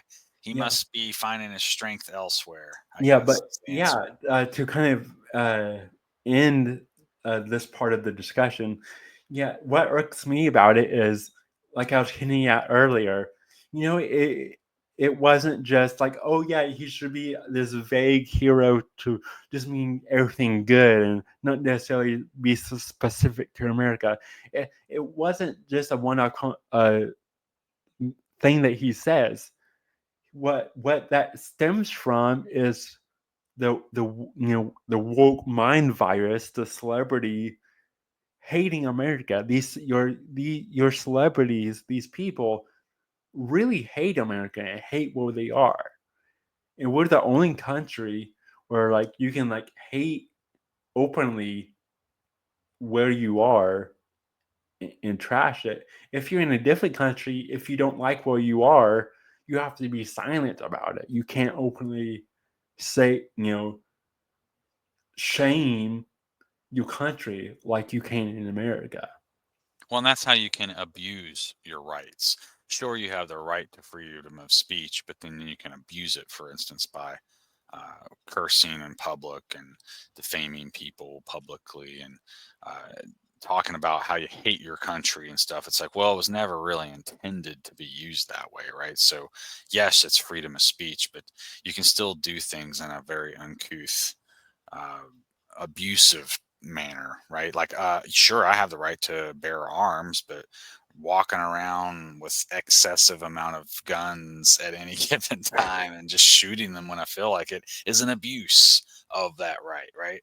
Yeah. So yeah, it's a tricky slope, and I don't think that people understand too that there is some work on our end. It's like a duty as a citizen to preserve those rights, because, like you said, they're very unique and special here, and we should celebrate that. I know America gets it's our government that's the problem, not America, right? Yeah, So, America is great. We just have issues with certain aspects of the government. and they could really capitalize on that, which is the truth, in a movie like this by, well, I don't know, maybe Thunderbolt, Iron Hulk, or whatever his name is. Maybe he is this evil politician thing, and he's the anti-American element, really. And you know Yeah, what I mean? and Like, they could have really flipped it that's on its what head. Steve Rogers was supposed to be. The whole idea of when Steve Rogers was Captain America, he came from a bygone era because he was, frozen for years. So he comes from like the 1940s, 1950s, where patriotism was at its peak, the American dream was at its peak. He was idealistic. He'd frozen and gets woken up in present day, and there's all this political upheaval. There's all this darkness in around. There's all these bad politicians, and so so Captain America is supposed to represent the people, the idea the American dream represents, really. And that shouldn't be a shameful thing to want to play in a film. Well, so again, I think they could have really just easily chosen a different path. And I mean, after all, we know they edited the film Yeah. so heavily. So it seems to me they could have really just maintained what Captain America was and is and supposed to be, and just made the enemy some type of power hungry politician, or that does infect himself with the whatever serum, which is what he does, right? The Hulk guy. Yeah. So yeah, sure, okay, makes a good arc, but leave out all the anti-American sentiment. Like, it's if it was some other movie that's not Marvel and it was just about some guy that hates his country, okay, fine. Yeah. It might even do better if it weren't affiliated with Captain America, actually. But I think when you have that affiliation, it's like the product don't match the expectation. It's kind of forced. It feels forced, I think. It does feel forced. Okay, let's move on then. Let's see what's our next tab again. Let's see. So this one's actually a clip from a video game called Metal Gear Solid. I'm not sure which exact installment it is, but this particular character here is known as Senator Armstrong, and we're just going to play this and without any audio, and so the text will come up on the screen as we're doing this, and we'll just keep talking. But he's born in Texas, and he represents the state of Colorado. So in this game, he's a candidate for the 2020 election, but he's also the CEO of the world's largest private military corporation that's also based in Denver. So he's already got like access to this technology, advanced weapon technology and such, and which includes nanotech in this game. So he injects himself with this nanotech type of thing, kind of like the super soldier serum, and then engages in battle with you, and like, look how he transforms and all, right? So basically it allows his body to become hard in certain areas, and he can heal really quickly. So it's very similar to something you probably see in like an Avengers movie kind of thing. And we got a little bit more information on him here. So here's a quote from him in the game. "You still don't get it. I'm using war as a business to get elected, so I can end war as a business in my new America. People will die and kill for what they believe, not for money, not for oil, not for what they're told is right. Every man will be free to fight his own wars, he says. I think that's what he says as he injects himself, actually. Um, but it continues here to kind of talk about his role in the overarching plot of Metal Gear and how he fits into it all.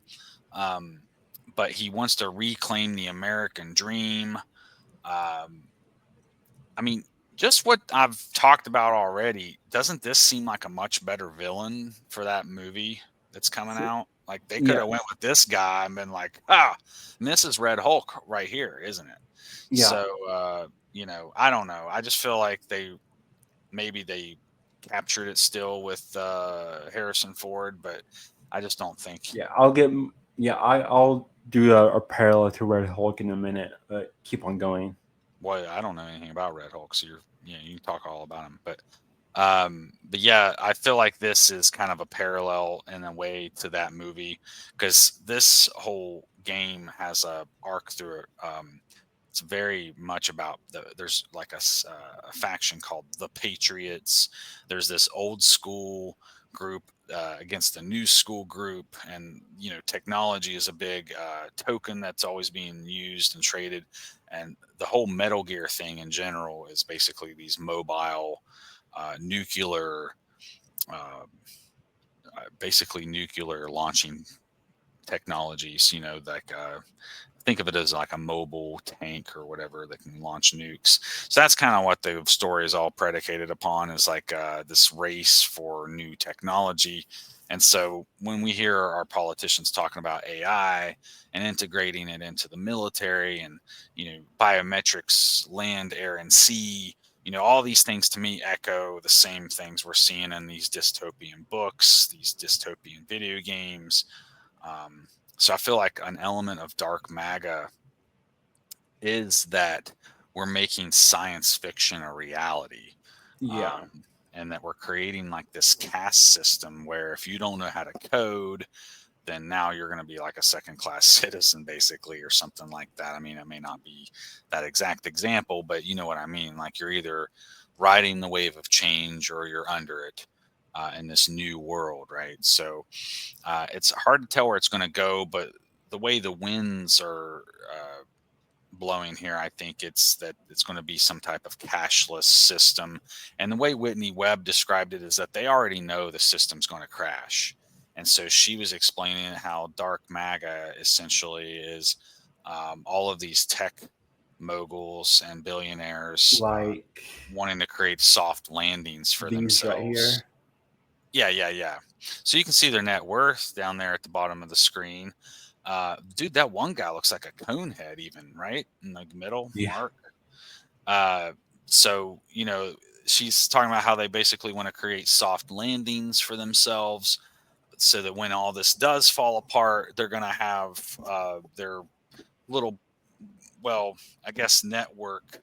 I don't remember what it was called exactly. The network states, I think, so that they all want to found their own cities and have their own little countries. They're basically not governed by the countries they're in. um, so I think we're going to start to see that kind of thing trending. Trump has even talked about having like his 10 I can't remember what he called them, something cities, with the quote you pulled up here. freedom cities. So that could be kind of a taste of what we're going to be seeing here with these nation states becoming network states. Maybe these smart cities that we keep hearing about, like, Lahaina, where they destroyed it, parts of Asheville, North Carolina. We saw the same thing happen in LA. These cities all have plans to become smart cities. So I think that dark MAGA agenda might involve um, allowing this white collar crime of sorts to take place where they just wipe out communities and start rebuilding these smart cities. And, they're going to call them freedom cities and such. And this is where we're going to see the template of this type of thing beginning. And we're going to see what's called network states kind of becoming a thing where now you're a citizen of this city state that you live in rather than the local government or local state or whatever it might be. And there might be a network of these connected via the internet or whatever it might be at that time.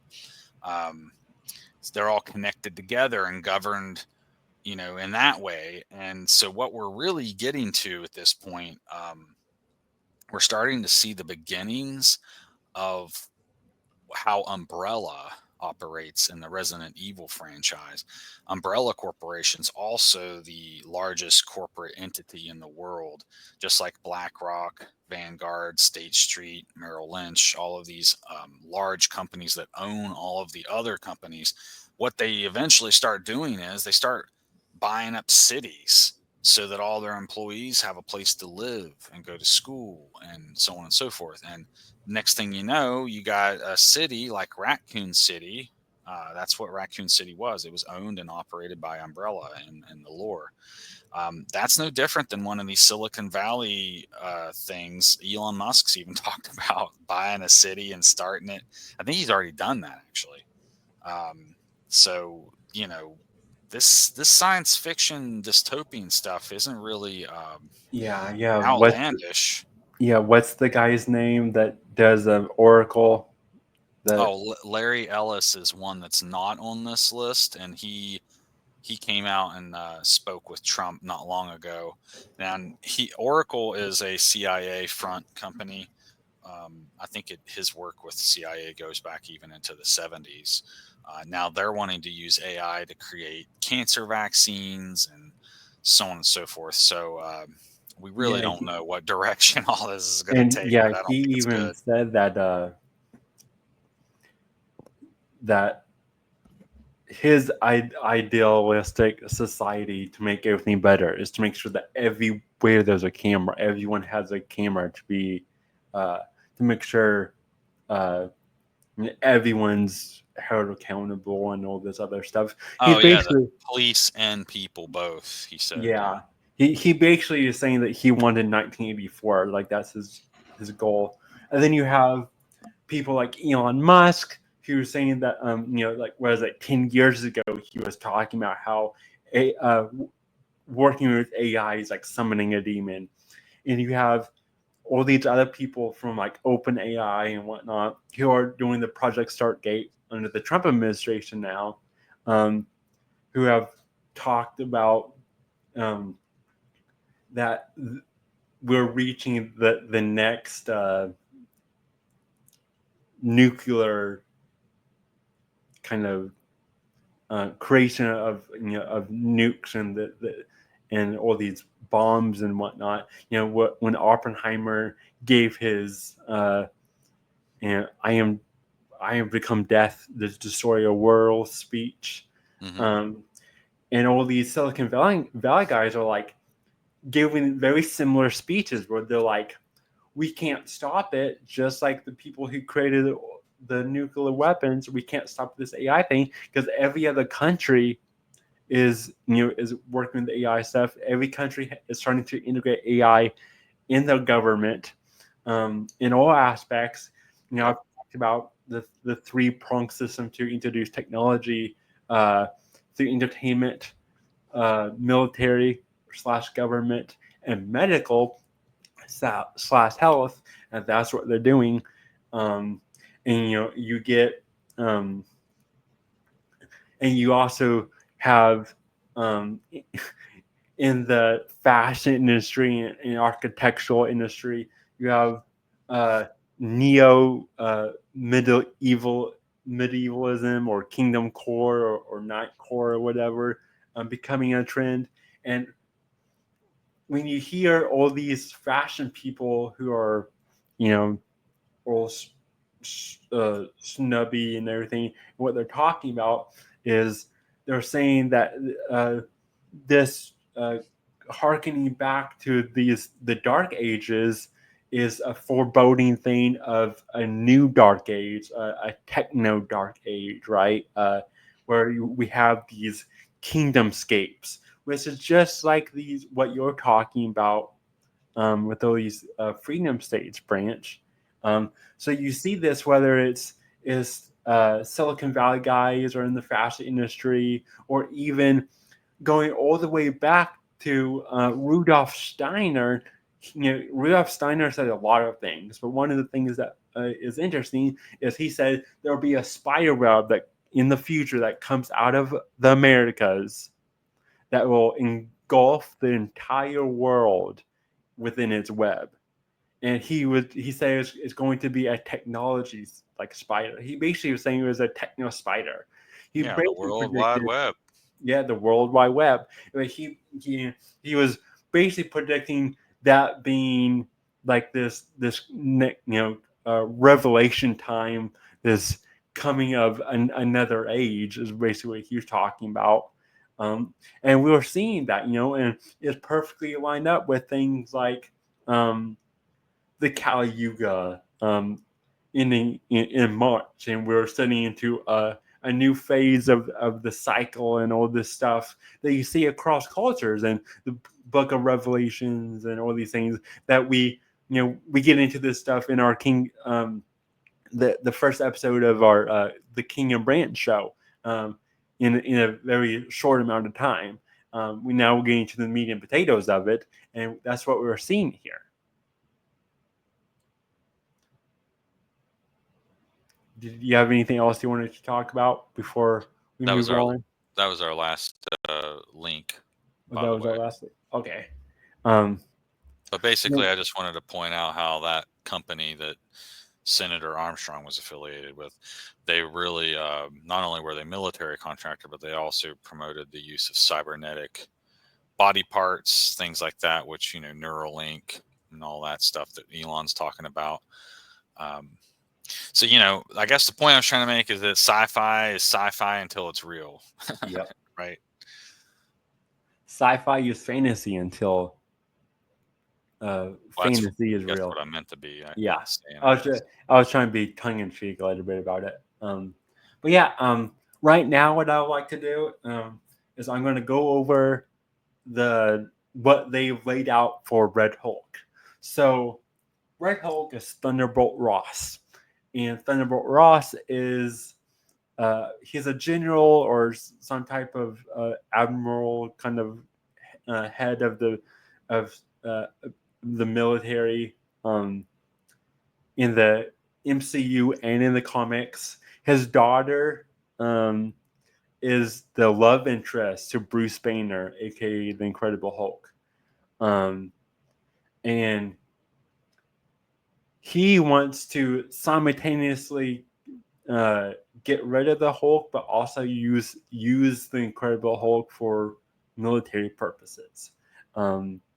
It's he kind of goes back and forth on his idea of what he wants to do with it. But eventually, he himself gets the the Hulk serum. He becomes Red Hulk, and in the MCU, they're doing this whole. They're part of their next phase after the Infinity Saga is they're lining up to do a Dark Reign arc from the comics or the Dark Avengers arc from the comics. So essentially, they're doing what we're talking about. They're subverting your heroes to anti-heroes, to villains, right? And so they need shadow forms of each of them. And so they're using Red Hulk to be the evil or dark version of the Hulk in the Dark Avengers in this Dark Reign era. And so they have the president, Thunderbolt Ross, going from leader of the military to leader of the United States as the president, getting injected by the Hulk serum to become Red Hulk. And again, they did a lot of reshoots on in for Captain America: Brave New World, which a lot of movies do reshoots, especially Marvel movies. But it seems like they did a lot of research shoots, kind of towards the end, around the time that the current of the political landscape with Trump being on the rise to be favorable by the populace do. So a lot of people are speculating, did he do some research because he wanted to kind of fix some things that he was indicating to parallel to Trump to make it not as, painted one way or the other? So that was a bit of, speculation, but sounds like it could be a reasoning. So you have Red Hulk, the president becoming this dark hero, this Red Hulk character that has to fight Sam Wilson's Captain America, who in Red Hulk isn't the main villain of the movie. The main villain is the leader, which is another super villain from the Incredible Hulk. So you notice they're doing a lot of Incredible Hulk stuff in this Captain America movie. And the reason why is, along with this Dark Avengers, Dark Reign stuff, they're setting up all this for a World War Hulk plotline, which essentially is when every government around the world has their own Hulk and they all go to war. That's pretty crazy. I didn't know about that. Yeah. Hey, when he says he mentions how his superhero growing up was green, do you think he was talking about the Hulk or Green Lantern or something? Because he was non-specific. That's a good question. Yeah, with you talking about the Hulk just now, what made me wonder. Yeah. And so you have all these things that are setting up in the background for these upcoming slate of Marvel movies. The next movie after Captain America Brave New World is the Thunderbolts, which gets their name from Thunderbolt Ross. Essentially, they were the preamble to the Dark Avengers. They're what become this former Dark Avengers. Also, what's coming out later this summer, the Fantastic Four movie. And in that Fantastic Four movie, they're introducing Doctor Doom from an alternate universe, which comes into the main Marvel universe for their Avengers Doomsday movie, which is going to be like their Infinity War accumulation of all these movies that they're coming out with, where this Doctor Doom from the alternate universe is their main villain, is the main Thanos. Who plays that Doctor Doom? Robert Downey Jr. They announced last year during Comic-Con, they had Robert Downey Jr. come out dressed up as Doctor Doom, and he said, "I'm back," and he said the line, "Same mask," or "different mask, same task," indicating he's wearing a new mask. He's wearing the Doctor Doom mask instead of the Iron Man mask, but he has the same task. Basically, he's saying that it's going to be more like a dark version of Iron Man, more so than a traditional Doctor Doom character. So again, they're trading on your nostalgia for when Marvel movies was half decent, right? Back when the first Iron Man movie came out and everything. So they're taking your hero, subverting it into the villain, right? And then you have Doctor Doom coming in, and they're setting up these Dark Avengers. So you're going to have this like Dark Shadow Avengers with this Doctor Doom, who's really just a inverted Iron Man character, versus who are your new heroes? They still got Spider-Man. They have who? Captain Marvel. Like they're focusing on so much of the anti-heroes and the inversion of the heroes to villains, like Red Hulk, but they're not really doing it. They don't have heroes to face up against them. Yeah, well, I guess they'll have multiple Hulks now. So yeah, so So you have the parallel with Orange Man bad, but now Red Man bad kind of thing. You have their inversions of the Avengers to the Dark Avengers to Iron Man to And the hat, Doom. I think the red hat too is kind of a, like you said, Orange Man bad, but red hat. So the Red Hulk the president, there's the assassination attempt. I think you might have mentioned that earlier. Yeah. So Yeah. like, how can it not be a commentary on him? And I think, did you focus at all on the edits that were actually made? Like, what were the originals versus the edits? Oh, 'Cause from we the did, trailer. yeah. The trailer, the only thing that they really did in that first edit was they just removed the scene where Thunderbolt Ross as President Thunderbolt Ross gets attacked and he gets an assassination attempt. Okay, so it was just a time edit. They just cut it out Yeah, completely. they just cut it out. Which we would do that all the time. The first Spider-Man movie had to get rid of the Twin Tower scene, right? Lilo and Stitch had to get rid of its uh, scene where Stitch crashes a plane into um, a building because of 9/11. Yeah, lots of movies like that, right? Um, I'm sure you have other examples, but yeah, I mean, it happens. And the whole Thunderbolt thing too, as you were talking, sounded like to me kind of like Operation Paperclip when all the Nazi scientists got recruited.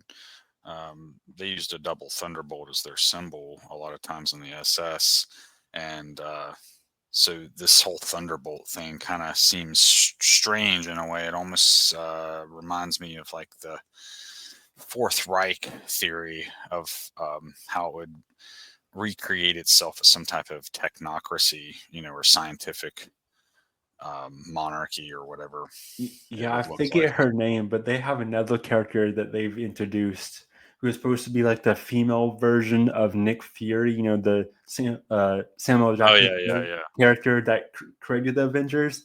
They have a female who's supposed to be like his equivalent, and she's been going around the post-credit scenes of all these movies and setting up her Dark Avenger. So she's supposed to be the dark version of Samuel Jackson's Nick Fury character. Isn't So that Snow White? Isn't that her name? And the can't remember who, or the Red Queen, or there's some character that runs the like villains of X-Men or whatever. I couldn't remember what her name was. and so you have all this inversion stuff, and the one thing I want to do as I'm going to talk about here at the end of this video, we're kind of ramping up to our ending here, is I want to talk about what this does to the psyche of the audience members when they don't have heroes to look up to and inspire them to be heroes themselves. Um, So here on the screen, um, you have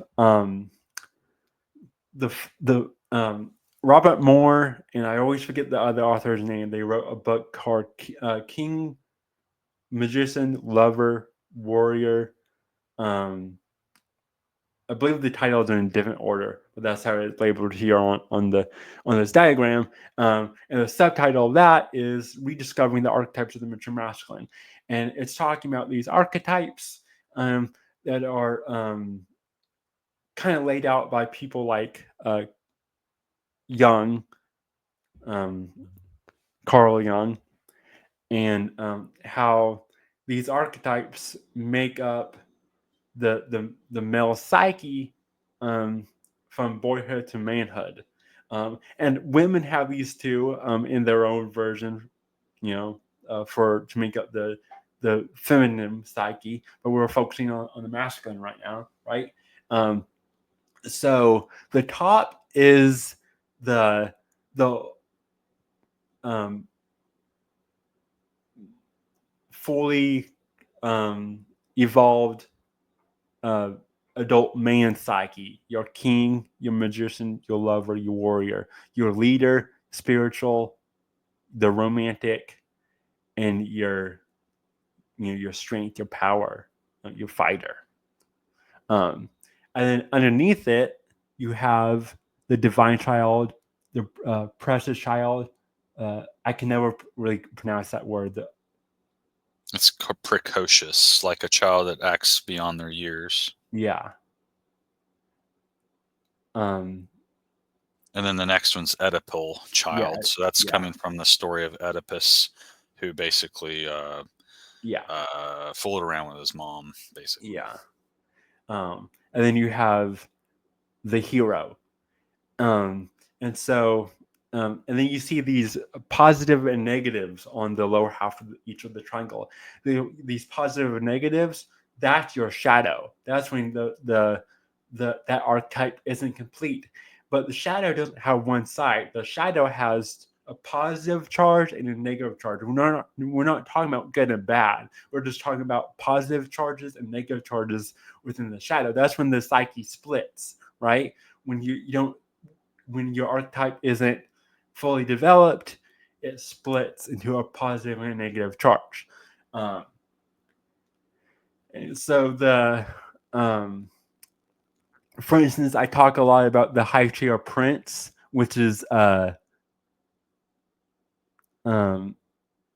also called the high chair tyrant in the divine child, which is the shadow side of the king, which the high chair prince can go to become the tyrant. Here's the thing, though: a lot of times when your archetype isn't fully developed, you don't just become solely a positive charge shadow or a solely negative charge shadow. You usually fluctuate between the two, and that's why you get people who are bipolar, who fluctuate from one extreme to the other. So this is how they explain. I would add to that as well that archetype without a purpose is more likely to fall into its shadow. Yeah, exactly. So this is why when I say toxic masculinity doesn't exist, toxic femininity doesn't exist, because the old divine, all they have are their shadows, and these are their shadows. And so you see that, you see the mama's boy, and the dreamer, and then you see the mama's boy will go into the addicted lover and whatnot, and you see all this stuff. Well, let's focus on right now the warrior, because the boy version of the warrior is the hero. So we're talking about the hero archetype, and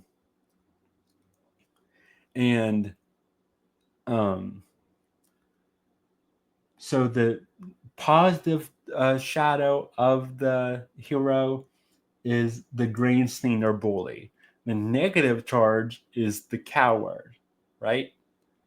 And if the boy grows up without the hero archetype being fully developed, and instead of becoming the man who becomes the warrior, they will become a sadist or the masochist. I'm going to read off something right here. It goes, the sadist is the active pole of the shadow warrior. The warrior's detachment from life leaves the door open to cruelty. The warrior is most vulnerable in the area of the relationships where he must constantly stay vigilant of his mind and emotions. He must not be repressed, but be under control, lest cruelty sneak into him while he isn't looking. The sadist hates weakness and vulnerability, which is a projection of his hidden masochist, and will take great glee in tormenting those unfortunate souls that remind him of his shadow. The sadist, directed inwards, has people running themselves into the ground out of deep anxiety. They have low sense of self-worth and will endure great self-torment on their way to burnout. The masochist is the passive pole of the shadow warrior. The masochist projects warrior energy onto others and experiences himself as impotent and vulnerable in their presence. He is unable to defend himself psychologically and allows others to manipulate and mess with him. A man might endure enormous amounts of abuse until one day he might snap and percolate back to the sadist. Hey, I want to interject here. Yeah. Unless you were finishing a thought. Oh no, that interject.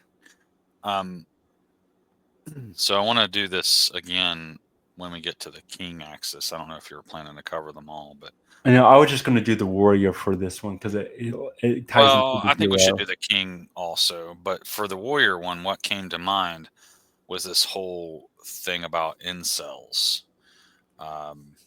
where they don't become self-actualized, and so they take out their hatred or whatever it is on people, and so that's a very sadist type thing, right? So I was just thinking if that kind of thing could apply here too, because it's like bully coward, a mix of bully coward behavior, For instance, with some immaturity thrown in there, you know. Go ahead. A good example is incel online culture has bred Gen Z to be so terminally online. They have no willpower to endure life. They succumb to brain rot. They make comments when they're eating toxic food that obviously has microplastics and things in them, and they might go microplastics and fully Oh yeah, I remember you talking about this. The nihilistic black pill attitude. Yeah, they're so nihilistic black pill, and I think that is also plays into what we're talking about here.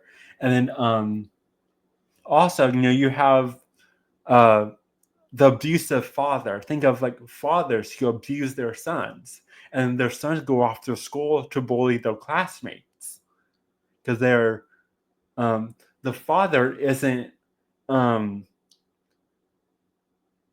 building up the hero archetype so that by showing his son his warrior archetype. Because if a son sees their father as a warrior archetype, they will grow into the hero, which will set them up to become the warrior later on, right? Well, if a father is just abusing their son, then they're going to become one of the they're going to fluctuate between the shadows, which that's why they go off. Or watching their dad be abused and do nothing about it. Yep.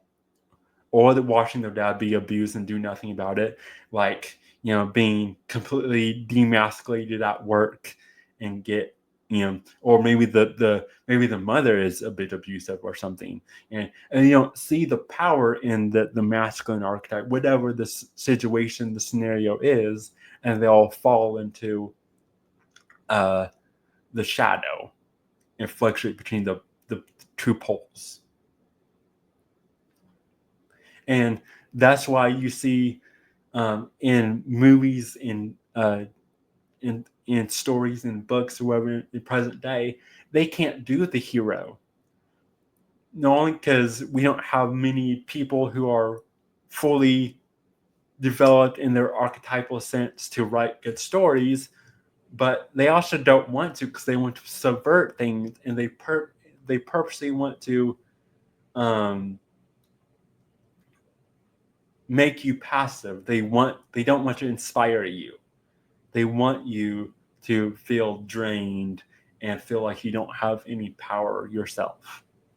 So, kind of where I was going with this is some recent examples of Elon's behavior. He's released Twitter DMs with people that he's had conversations with. He's paying people to game for him to make it look like he's a better gamer than he really is. he's doing these sorts of things, and then he'll throw tantrums on Twitter and like take people's blue check marks and ban people. And so where do you think he fits here in these archetypes? Because I don't think he's in the red fullness Yeah, I think of any of them.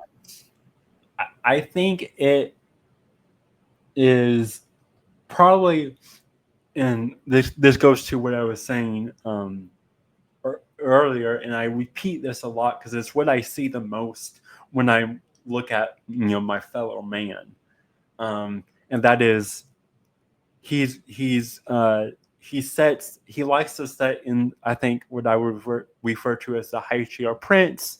In this diagram, is referred to as the high chair tyrant. If he's taking people's blue check marks away, that's a tyrant. He's like, mine, mine, mine. If he is making people play video game for him instead of putting in the actual work just so he can have this persona, that is the weakling prince. The other side, the negative, that's when the prince just doesn't want to do anything, and he has all the housemaids and everything do everything for him, so he doesn't have to think. So is he like the shadow to Trump then? Trump, who works his ass off all the time, has all this integrity, like he acts he acts differently, right? So it's like, is dark MAGA really just the shadow of MAGA? And think about how he has Elon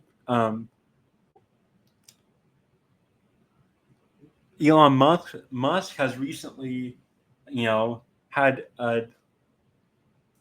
came out and said how his heart is broken because he feels like he has lost his child because his child has been wrapped up into this whole trans crap and has transitioned into a different gender. And there was that interview Elon Musk did where he's grieving over the death of his kid, not because they've actually died, but because his kid has completely succumbed to this brainwashing, essentially, right? All this political perversion. And that is a father who is, who he has failed as a father and was not able to save his child. That would be the weakling type archetype, right? Yeah. And see, he also has had a number of his children in strange ways too. Like, not all of them have been traditionally made, like, sexual union. Some of them are like IVF test tube babies and stuff. So I feel like we're even getting into like the magician axis a little bit, where he kind of plays with technology so much, and because he has AI on his side, he's almost like the know-it-all trickster. And I don't know. I just feel like he borrows from a lot of these different archetypes a lot. Oh yeah, for sure. And you see all these elites, they're very perverse.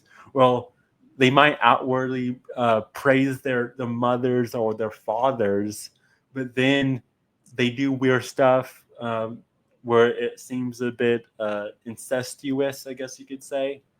And you see in the lovers axis, you have, like I said, that mama's boy, and then look, you have the shadow of it also have growing into the addicted lover. So you and he changed his name too on Twitter not long ago.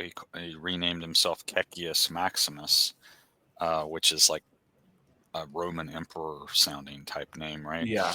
But that person in particular, who he was kind of mocking, I think that person actually assassinated the emperor to take over afterwards. Yeah. So there's even with our discussion here with this movie, it's like there's this strange underlying current of trying to topple the rightful king, and the undeserving underling or whatever is trying to topple the king or whatever. Yeah, and I also think you're right when you're talking about his how smart he is with technology, and how much time he spent with technology. Because that's kind of like the know-it-all trickster, but he might seem very dumb. The whole idea of book smarts versus street smarts, right? Dude, How you just helped me realize he is the positive version of every one of these negative archetypes. He's the grandstanding bully when he takes your check mark away. He's the mama's boy because there's all this Mama Musk stuff. He's the know-it-all trickster with the AI science stuff, and then of course the high chair tyrant. I get what I want when I want it.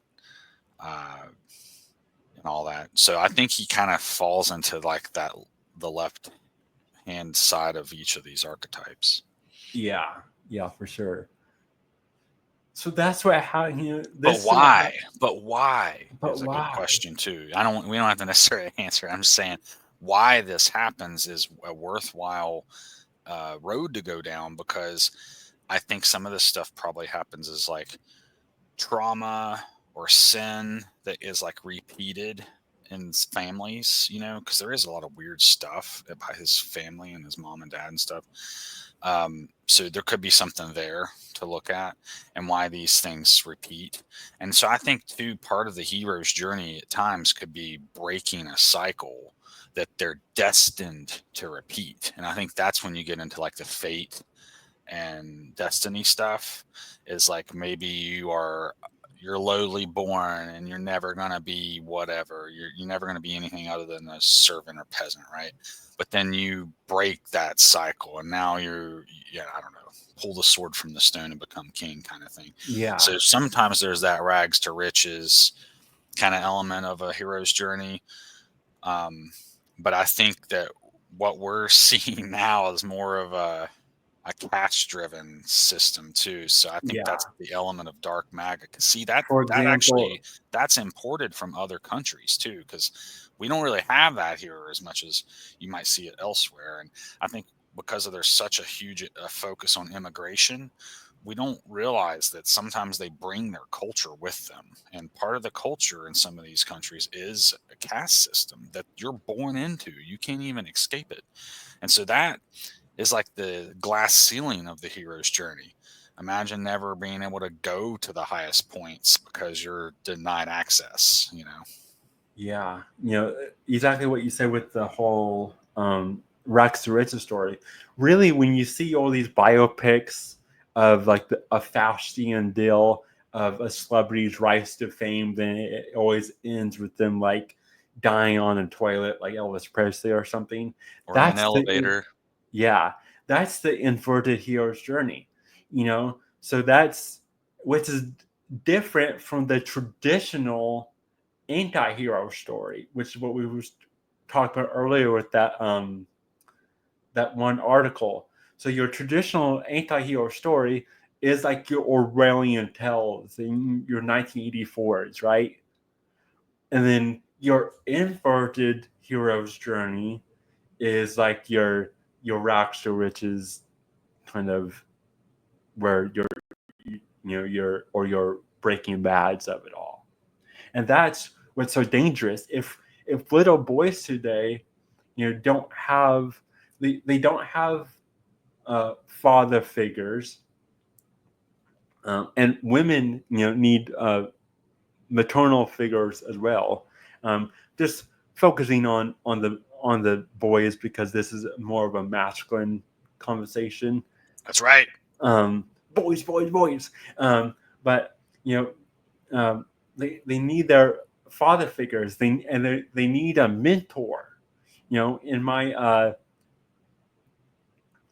I recently did a review of the movie Almost Famous, which was a coming of age tale. I said the one thing you'll notice in that movie is the main character is desperately seeking a male mentorship because he doesn't have that in his life. And throughout the entire movie, he bounces between different people trying to find a good mentor. And boys do that whether they they do it subconsciously or consciously. And so if they don't have it at home with their dad, if they don't have an uncle or a mentor in some type of work field that they want to go into, the other thing that they look at are stories, myths, and that's why stories and myths are so powerful. That's why movies are the modern myth, and that's why we need, you know, we talk about the negative aspects of the silver screen, or the Black Mirror, or whatever you want to call it, but there are good examples of it, and that's why we need stories like Lord of the Rings and whatnot that have the hero journey, that shows heroes, that has, in Lord of the Rings, you have them um, rebuild the sword that was broken, right? And that's a phallic symbol. They're rebuilding the king, the return of the king. They're stepping into their masculinity, and that we need that. And it's not good when all we have for little boys to watch are a Captain America movie, which shows signs of poor politics, poor story writing, actors who Well, wait a don't want. second. Does that guy that you're talking about fall into one of those? Because I kind of expected us to go in that direction at one point. Oh yeah, we can get in. Is Captain America one of those, and he is not? He's like, by not taking the super serum, is he staying in the lower and never ascending, or like I don't know. I just wondered if we were going to talk about that. Maybe. I mean, I don't know that much more about the character than what we've been getting to now. I don't know if I can make that kind of and judgment. he's a falcon, not an eagle, suspiciously. Yeah. But yeah, we have all these things, and so this movie isn't inspiring for boys. There's all this subversion, not just in Captain America: Brave New World, but in every story ever, to subvert. If Hollywood really wanted to subvert stories now, they wouldn't do any subversion, because subverting is the new norm. They're pretending like subversion and inverting isn't the norm anymore. They're pretending like it's still, the 80s or whatever. So what's the consequence of this? I remember you mentioned something earlier about symptoms of this. Yeah, And so symptoms is the one thing, but symptoms. what's the consequence as well? Yeah, the symptoms, the consequence is exactly kind of what I'm describing. Without all of these things, the symptom, the consequences are boys that don't know how to be boys, that don't know how to be men, who think that the world doesn't need them because they're told all the time, their dad has a dead end job, or they don't even know their dad, or they was abused, or the mother is cold hearted to them, or the mother smothers them, maybe. So is this where we get the toxic masculinity, is because the archetypes have been meddled with in such a manner that we're getting the shadow of it instead? Exactly. That's all toxic masculinity is. That's why I say it doesn't exist. All toxic masculinity is the shadow sides of these archetypes. And that's what Robert Bly talks about. That's what Robert Moore talks about. All these authors for decades now. That's even what Jung was talking about in the masculine psyche and the feminine psyche. When you don't have these things that are innate to us, that's where you get things like confusion, gender quote gender dysphoria, and that's why. And then it's kind of the art reflecting the life and the life reflecting the art, where we don't have storytellers to be telling a good Captain America story, nor do we have actors to portray that, which is going to make more kids grow up not knowing what a good hero is, And not see, knowing that the hero's journey. therein is the issue, because here this guy is proudly social justice warrior proclaiming virtue signaling on Twitter. I want Captain America to be about this and this and this. And so it's like he's virtue signaling that he wants to be what you're explaining he should be, but somehow he's still falling short, because it's like he's missing some ingredient in the baking of the cake. So like, what is the ingredient? I think it's just That he's honor. Honor. He's missing. He's stolen valor. We're Yeah, accusing Captain America of stolen valor. I know that. He Eventually, we'll didn't do earn it. He didn't earn eventually it. He we'll was do a given the video ship. on Avatar: The Last Airbender. But Zuko's whole arc on Avatar: The Last Airbender is restoring his honor, not just his honor, but the honor of the Fire Nation, because he knows the Fire Nation is more than just a nation that wants to conquer and take over the world. He knows he can restore it to just be a nation who takes pride in themselves and its place in the balance amongst the other nations. So he's missing pride. I see. Because a little bit of it is healthy. A little bit of ego gets you out of bed in the morning. Too much ego, then now you're the high chair Yeah. prince tyrant kind of thing, walking around, right, thinking everything's owed to you or whatever. So yeah, there's a nice balance to strike there. And so maybe he's being too I think impotent or something. yeah, I think that's also where New Agers get it wrong. Because New Agers, they're all about killing the ego, killing the ego. It's like, whoa, hold up. We need a little bit of the ego, guys. We can't kill Well, off. and I think that goes along with the masculinity in general. So you don't find that as much with women. It's more of a masculine trait, I think, ego. And Yeah. so maybe that kind of goes hand in hand with the rise of the dark mother stuff that we've talked about over the years in general. This worship of Mother Earth and the subduing of masculine qualities in general. Now, okay, so we've talked about the symptoms and what the consequences might be, but what's I feel like there's an easy solution to this, though, Chris. What do you think possible solutions are? Yeah, well, actually, I think we'll get into that here. The last thing I wanted to mention before we close out with that branch is, why are we talking about all these archetypes and these inversions in Hollywood with the examples of Captain America, Brave New World, along with this dark MAGA stuff?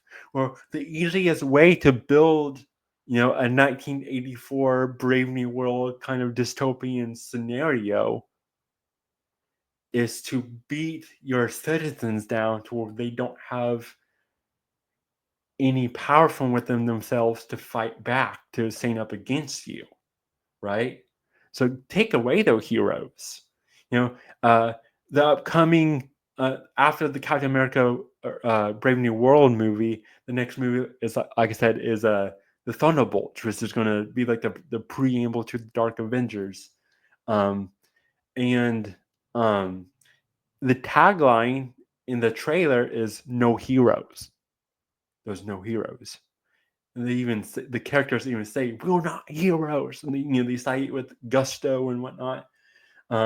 Take away their heroes, take away their desire to fight, beat them down long enough, disencourage them with all these things that we're talking about, and then you can easily set up lead them astray from left and right, and to slaughter, as you said earlier, because they're weakened now, and you can set up whatever you want to set up. If you want to set up a 1984 like world, you can, because or your citizen would be And then dead. the heroes, as they are, became vigilantes, rebels. Yep. And they're that fallen from grace archetype of the Yep. inverted. Yeah. Then you get V for Vendetta, which and is Batman in Batman. and Spider-Man, because they And always Spider-Man. were being chased by the police too, right? Yep. And that's what they would call far right extremists, right? But but now or but now you see those are true anti-heroes. Vigilantes are the traditional anti-heroes. They're not subversive like all this other crap. Um, so that's where there's that healthy balance, and that's when we get into the whole strong times create weak men create hard times create strong men. Exactly. That cycle. So I I think think that that's your answer. fits into well, but so well, I think the answer though is to I think Hollywood in general really has gotten away from the actual artistry. Now, maybe there's still some of that with some of the folks there, like with the music and the playwright style. But like, are we getting classical educations here before we go to Hollywood? Or is it just, hey, you're cute, you look hot in a swimsuit, you got the role? No. How about, hey, I'm familiar with all these various archetypes and I feel like I have adaptability because I can play all these different roles. I understand Shakespeare. I mean, how many of these actors and actresses are classically trained? Because then they're going to actually understand what they're doing. They're going to see the value they're adding to Yeah, culture. They're going to see the Winona. role that they're playing. Yeah, Winona Ryder recently. She kind of angered people online because uh, she was giving applause to Jenna Ortega and kind of dissing Millie Bobby Brown. Winona Ryder is in Beetlejuice with Jenna Ortega, and is also in Stranger Things with Millie Bobby Brown, who plays 11. And Jenna Ortega is very hands-on, I guess, allegedly, according to the press, when it comes to making it a collaborative process. She's always talking to the writers and the directors and giving out ideas. It has references to traditional films and older stories and everything.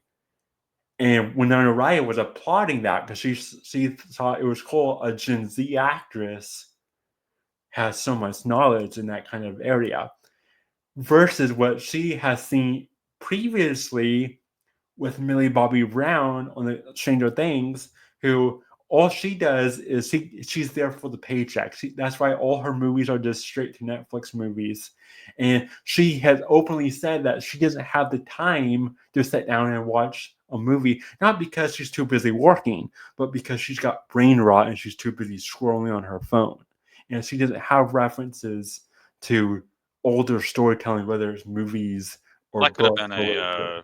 nature nurture thing. Maybe Ortega's parents put her through the classical education of sorts. Maybe they had her watching movies and studying film and theater appreciation and those different elements. So she's a true artist in a sense, right? Like, whereas this other one's just doing it for the paycheck, like you said, right? And you see that in every single sector. I mean, how many teachers do you know that shouldn't be teachers? Yeah. So it doesn't matter. Cops that shouldn't be cops, doctors that shouldn't be doctors. Like, there's a lot of people that get into something for the paycheck or for the whatever reason it might be. But it's rare that you ever find passion in any of these things. So it is comforting to know that there's still a new crop of Gen Z people, like you said, that maybe have that passion. But I'd say a lot of it's probably because of who they were raised by. Um, so we know there's a lot of that happening too, because like, what's the pipeline?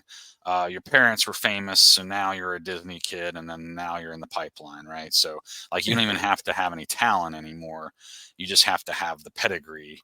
Yeah. So some of that is a problem too, I think, where you kind of just get pushed through the system because of who you are, rather than what.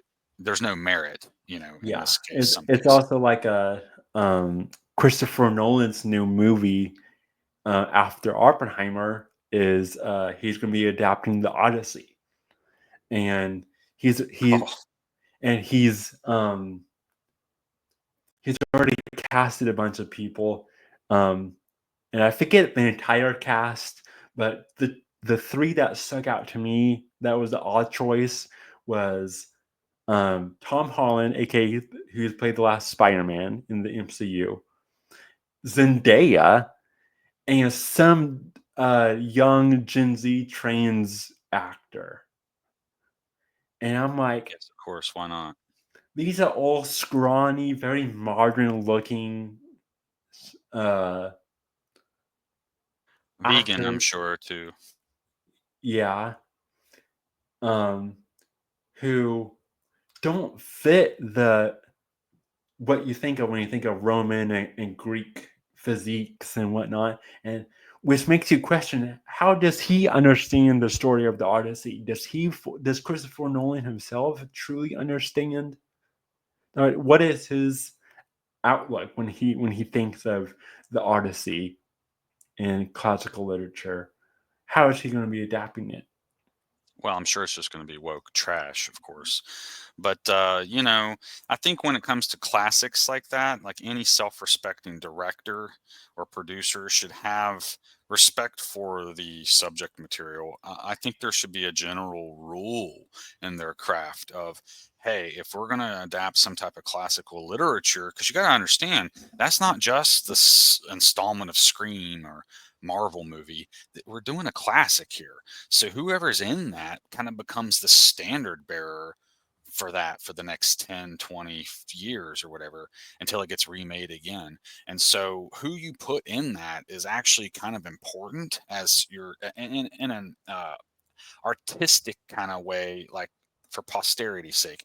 Like if you view it as, well, we're doing this for culture's sake, then I think it should be all no-name actors and actresses. Give them it's like the Broadway, the actors and actresses that do Broadway. Not a lot of them do that. Some of them actually have skill and do it. So this Yeah, is like that Broadway opportunity for some actors and actresses. Zendaya has already done all Dune and Spider-Man. It's like, well, okay, I'm gonna sit down and watch the Odyssey with Dune and Spider-Man Zendaya, and it breaks the whole it takes away from it, you know what I mean? yeah, And exactly. the Odyssey can stand on its own. It doesn't need some face to sell it, and that's what makes me so sick about these productions at times. It's like the classics should be made there, those should be reserved for people who are really dedicated to their art. And I know Zendaya likes to be involved with the directing too, like the Ortega example you gave, but the fact is she's too saturated right now for a role like that. You know what I mean? So, like, if she was going to help direct it, okay, that's a totally different thing. She's dipped her toe in the water. Now she wants to try her hand at something serious that contributes to her culture. Okay, that's okay. But, like, don't put your face on it. And because now I don't even want to watch it, knowing that it's Tom Holland and her and this and that. It's like, okay, they've already polluted it. Now it's going to be something. It shouldn't even be called the Odyssey, and it's Yeah, probably going to be so far removed. It should probably just be named something else. yeah. But So anyway, anyway, there yeah, should be well, some things that are sacred. You know, exactly. Yeah, we need these. Point is we need these powerful stories because stories, myths, they hold knowledge and wisdom. They're fun, of course, uh, but they hold culture. They're like a time capsule, but also they inspire us to want to be better, to do certain things. They help form ideas in our mind. And that's why they weaponize storytelling so much, right? And what we need to do is bring back traditional storytelling in a way that inspires people and doesn't hurt us when we watch it, right? dare I say that you suggest making storytelling great again? Yeah, you know, Trump has even one of his statements was he was wanting to make Hollywood the golden age again, and that's why he got Well, there's only one way to do that, and it's to return to the classics, right? returned to the classics. You know, when's the last time that we had an actor that was like Arnold or Stallone or Oh, you mean steroid infused action movie stars like uber males? Because you're right, we only see that CG now with the yeah, Hulk, right? We yeah. don't got actual real examples of those types of men. And the closest you're gonna get is like Jason Momoa in Dune. It's like, And come yeah, on, guys. and when's the last time that we got, a Or Vin traditional, Vin Diesel, maybe. yeah, a traditional story like Lord of the Rings? That anime Lord of the Rings that came out was just garbage, just woman power garbage, which is fine, but it's not going to inspire young boys. When I'm going to end it here because we're running a bit long here. I'm going to bring up Alpha the Last Airbender one more time, and the difference when you talk about DEI, which isn't racist, pointing out it's not racist, you're squashing other people's rights to lift certain people up. It's a whole separate thing. But DEI, there's difference between having a character that's a strong woman or someone that has a disability or something or a condition of some kind versus creating a DEI character. Good example in Avatar: The Last Airbender, which they do archetypes in the original story. Um, you have the archetype of the blind mentor, right? Well, that blind mentor for Aang in Avatar: The Last Airbender is his earthbending teacher, and his earthbending teacher um, just so happens to be this character named Toph, who is a blind young girl. Well, that they could have gone one way and made it more DEI, but they don't. And I actually, and a lot of people like Toph in Toph's character, and that's because of so in Avatar: The Last Airbender, each nation, elements can have both masculine and feminine charges, but depending on how you're using those story, you can fluctuate between the two.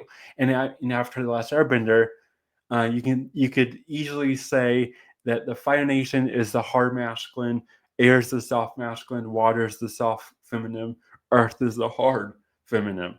And so they have Toph as his earthbending teacher.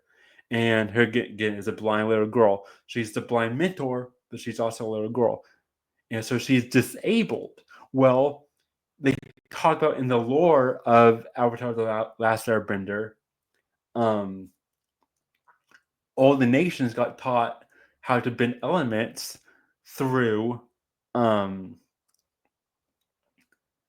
ancient animals that have long since been forgotten. Like the Fire Nation got taught by dragons and whatnot. Um, the Earth Kingdom got taught by badger moles. They're like these huge blind mole-like creatures who live inside the Earth. And Toph comes from a rich family in the inner Earth Kingdom city, and they treat her as like this princess in a tower, kind of where she's blind, so she's fragile, not because she's a woman, but because she's blind, right? And they don't want her to get injured. And she runs away, and she uh, goes underground and meets these ancient blind badger moles, and they teach her how to be how to earthbend. So she knows ancient earthbending, where everyone else knows more of a modern, their version of like a modern kind of earthbending. Um, and so that's what she's teaching Aang is more the traditional, because she knows from the roots. So you have the blind mentor, you have the subversion of the of the little girl, and she's disabled because she's blind and all that. But you still have that hard femininity, and you have that blind mentor aspect of it all, and then they tie it into the mythos, right? So it makes sense. And she's just a really fun character because she's that tough love kind of mentor. And so you can you can consider Toph archetype that is subverted in a way, but again, it's well written and they plan it out in such a way where it plays off the archetypes just enough, but there's a little. It's like they didn't jump the shark. They just subverted it just a little bit, but they still had the core of it intact, if that makes sense. So there's a way that you can do subversive and you can have your agendas of having, a woman or in a strong role or whatever. Again, last example I'll do. Jenna Ortega herself has talked about how she doesn't want the strong woman archetype. Brett Merling of the OA fame, um, and she also has done a bunch of other stuff. She wrote an article from the New York Times saying that she doesn't want to play the strong woman either. Basically, what they're saying is they want original stories of true feminine power, not a character that's supposed to be a man who you just subvert to be a woman. And because you're not honoring man when you do that, and you're not honoring woman when you do that. Yeah, and I think that's the problem here is that when you do this, you have the same effect when you have a weak man trying to play a strong male role, like we have here with the Captain America thing. Here you have a diminutive guy just being like, "Oh, we don't need to be proud about being American." So it's like I think it only works, and so you can actually subvert that archetype. Like for instance, in Mulan, you have a woman pretending to be a man and doing it well, but she's actually a woman. Yeah, So, Mulan's awesome. and then you could do the same with a guy, I guess, if he was able to convincingly be a woman to fulfill some role. It's like the video game Elden Ring, for instance. You have a queen who actually takes on the mantle of a king at times to do certain things, and because it's never really explained fully, it does work because she and the character herself understands I can't do this as a queen, I have to do this as a king. And so there's certain archetypes that have to be honored there, when you're doing storytelling, I think, for it to work. Even in Lord of the Rings, the whole "I am no man" part of in the final battle when she takes off the helmet and "I am no I man."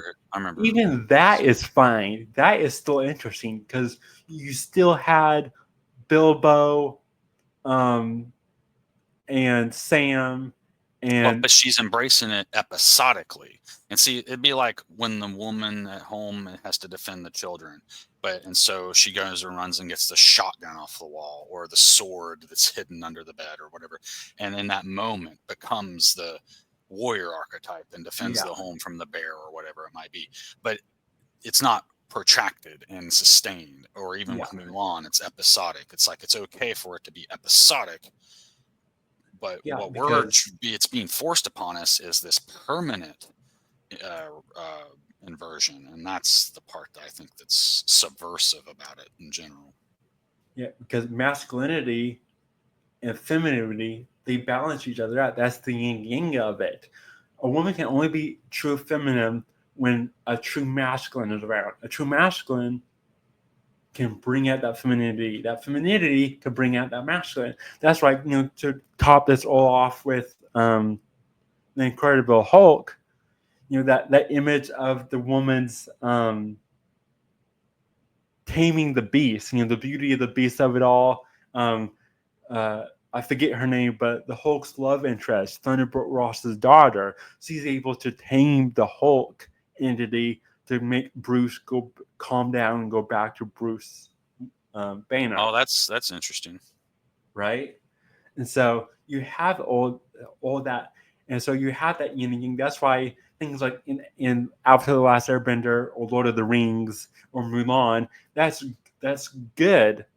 Those are good things. But then you have this whole new woke thing, like during the Super Bowl, they had a commercial where one girl played flag football against a whole team of men, and she won. Yeah, it's like clearly not of a believable example of What? something. What is that? It doesn't inspire men to play football. That doesn't inspire women to do anything that's truly feminine, truly in their archetypal nature. So yeah. Anyways, let's wrap this up here. We're getting kind of long-winded here at the end, but it's always fun to talk to you about this sort of stuff. Brant, is there any final words you want to end on? I just think they could have really salvaged that opportunity and maybe had American flag football and just had really hot cheerleaders. I don't know. It would have been a lot bigger hit probably. But just saying, feed into the archetype. I don't understand. So yeah, we're going to be doing some more episodes. Maybe you can just mention like what we have upcoming. I know this one's not live, right? So maybe you can mention like our next live or any of the topics coming up. But yeah, I don't really have anything to add. Yeah. So, like I said at the beginning, we do have a couple of other videos that get into kind of similar areas.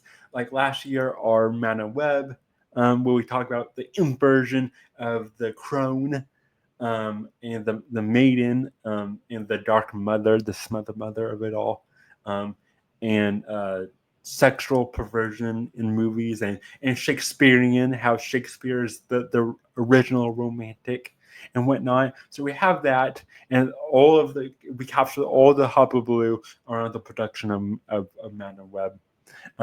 So if you like this episode, we have a similar episode like that with MAGA web to watch.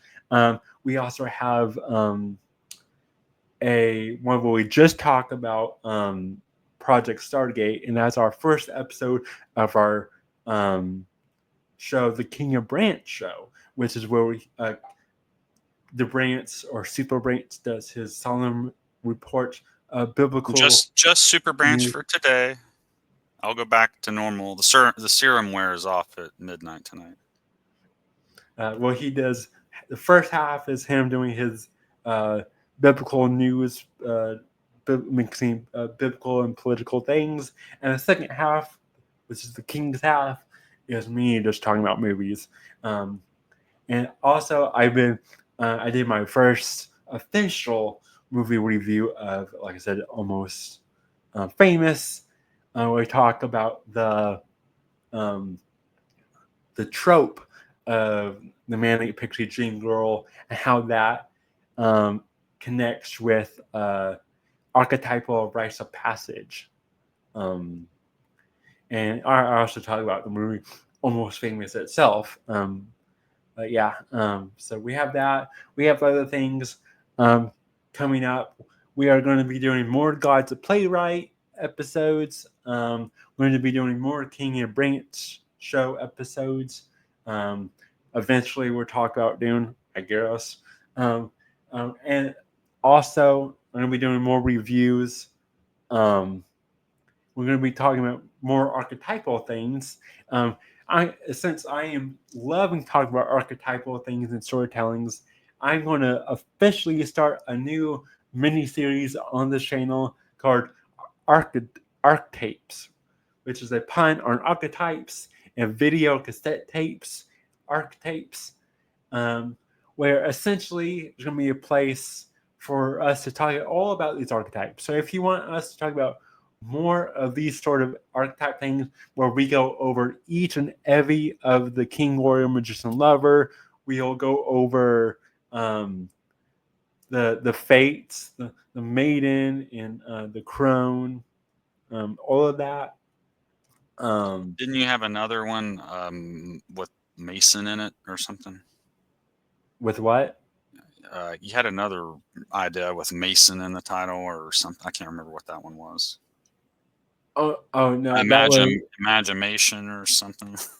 I have a bunch of ideas I'm working on, different proto things. So I we'll thought it was another series you were wanting to start. Okay, sorry. Go ahead. no. I think that was my. It might have been my other working title for archetypes because I had a couple of different working Oh, okay. titles for that one. But I think I landed on archetypes. But yeah. Um, and so we're gonna be doing all kinds of stuff. And we'll also talk about the blind mentor, um, and all kinds of different archetypes. Our first archetype that we're going to be talking about will probably be we might have something before it, but the first one that we have on the books for right now is our Father's Day special, where we talk about the archetypes of the mature masculine. So if you want more of that graphic that I just showed, that will be the episode for that one, for sure. And then we're going to be talking about our one of our Gods of Playwright discussions will be on the Messiah archetype, and then we'll get more into other Gods of Playwright, pondering topics and other things and everything. So we have a bunch on our slate right now. That we will, be pumping out, and I'm excited. Thanks for talking about that. Yeah. Oh, I remember what the Mason was now. I said I might do something over animation and call it animation. Oh yeah, okay, that's what it was. Yeah. I remember now. So yeah, I might do. There was a couple of animated stuff that I might, and that's further down the road. I want to stick with the archetypal stuff for now, and our Gods of Playwright and these special um,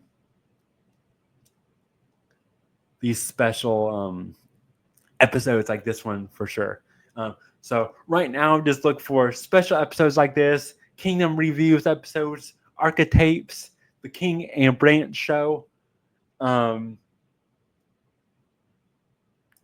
I say God's a Player and God's a Playwright. But yeah, so those are going to be our main ones, like I said.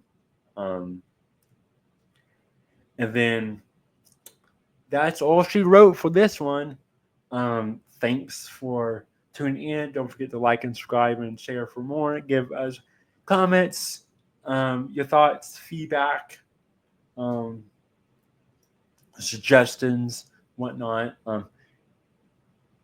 on or in the comments of this video or any other video. Of course, stay tuned and stay tuned in to channel KOK, and remember, all the archetypes are within you.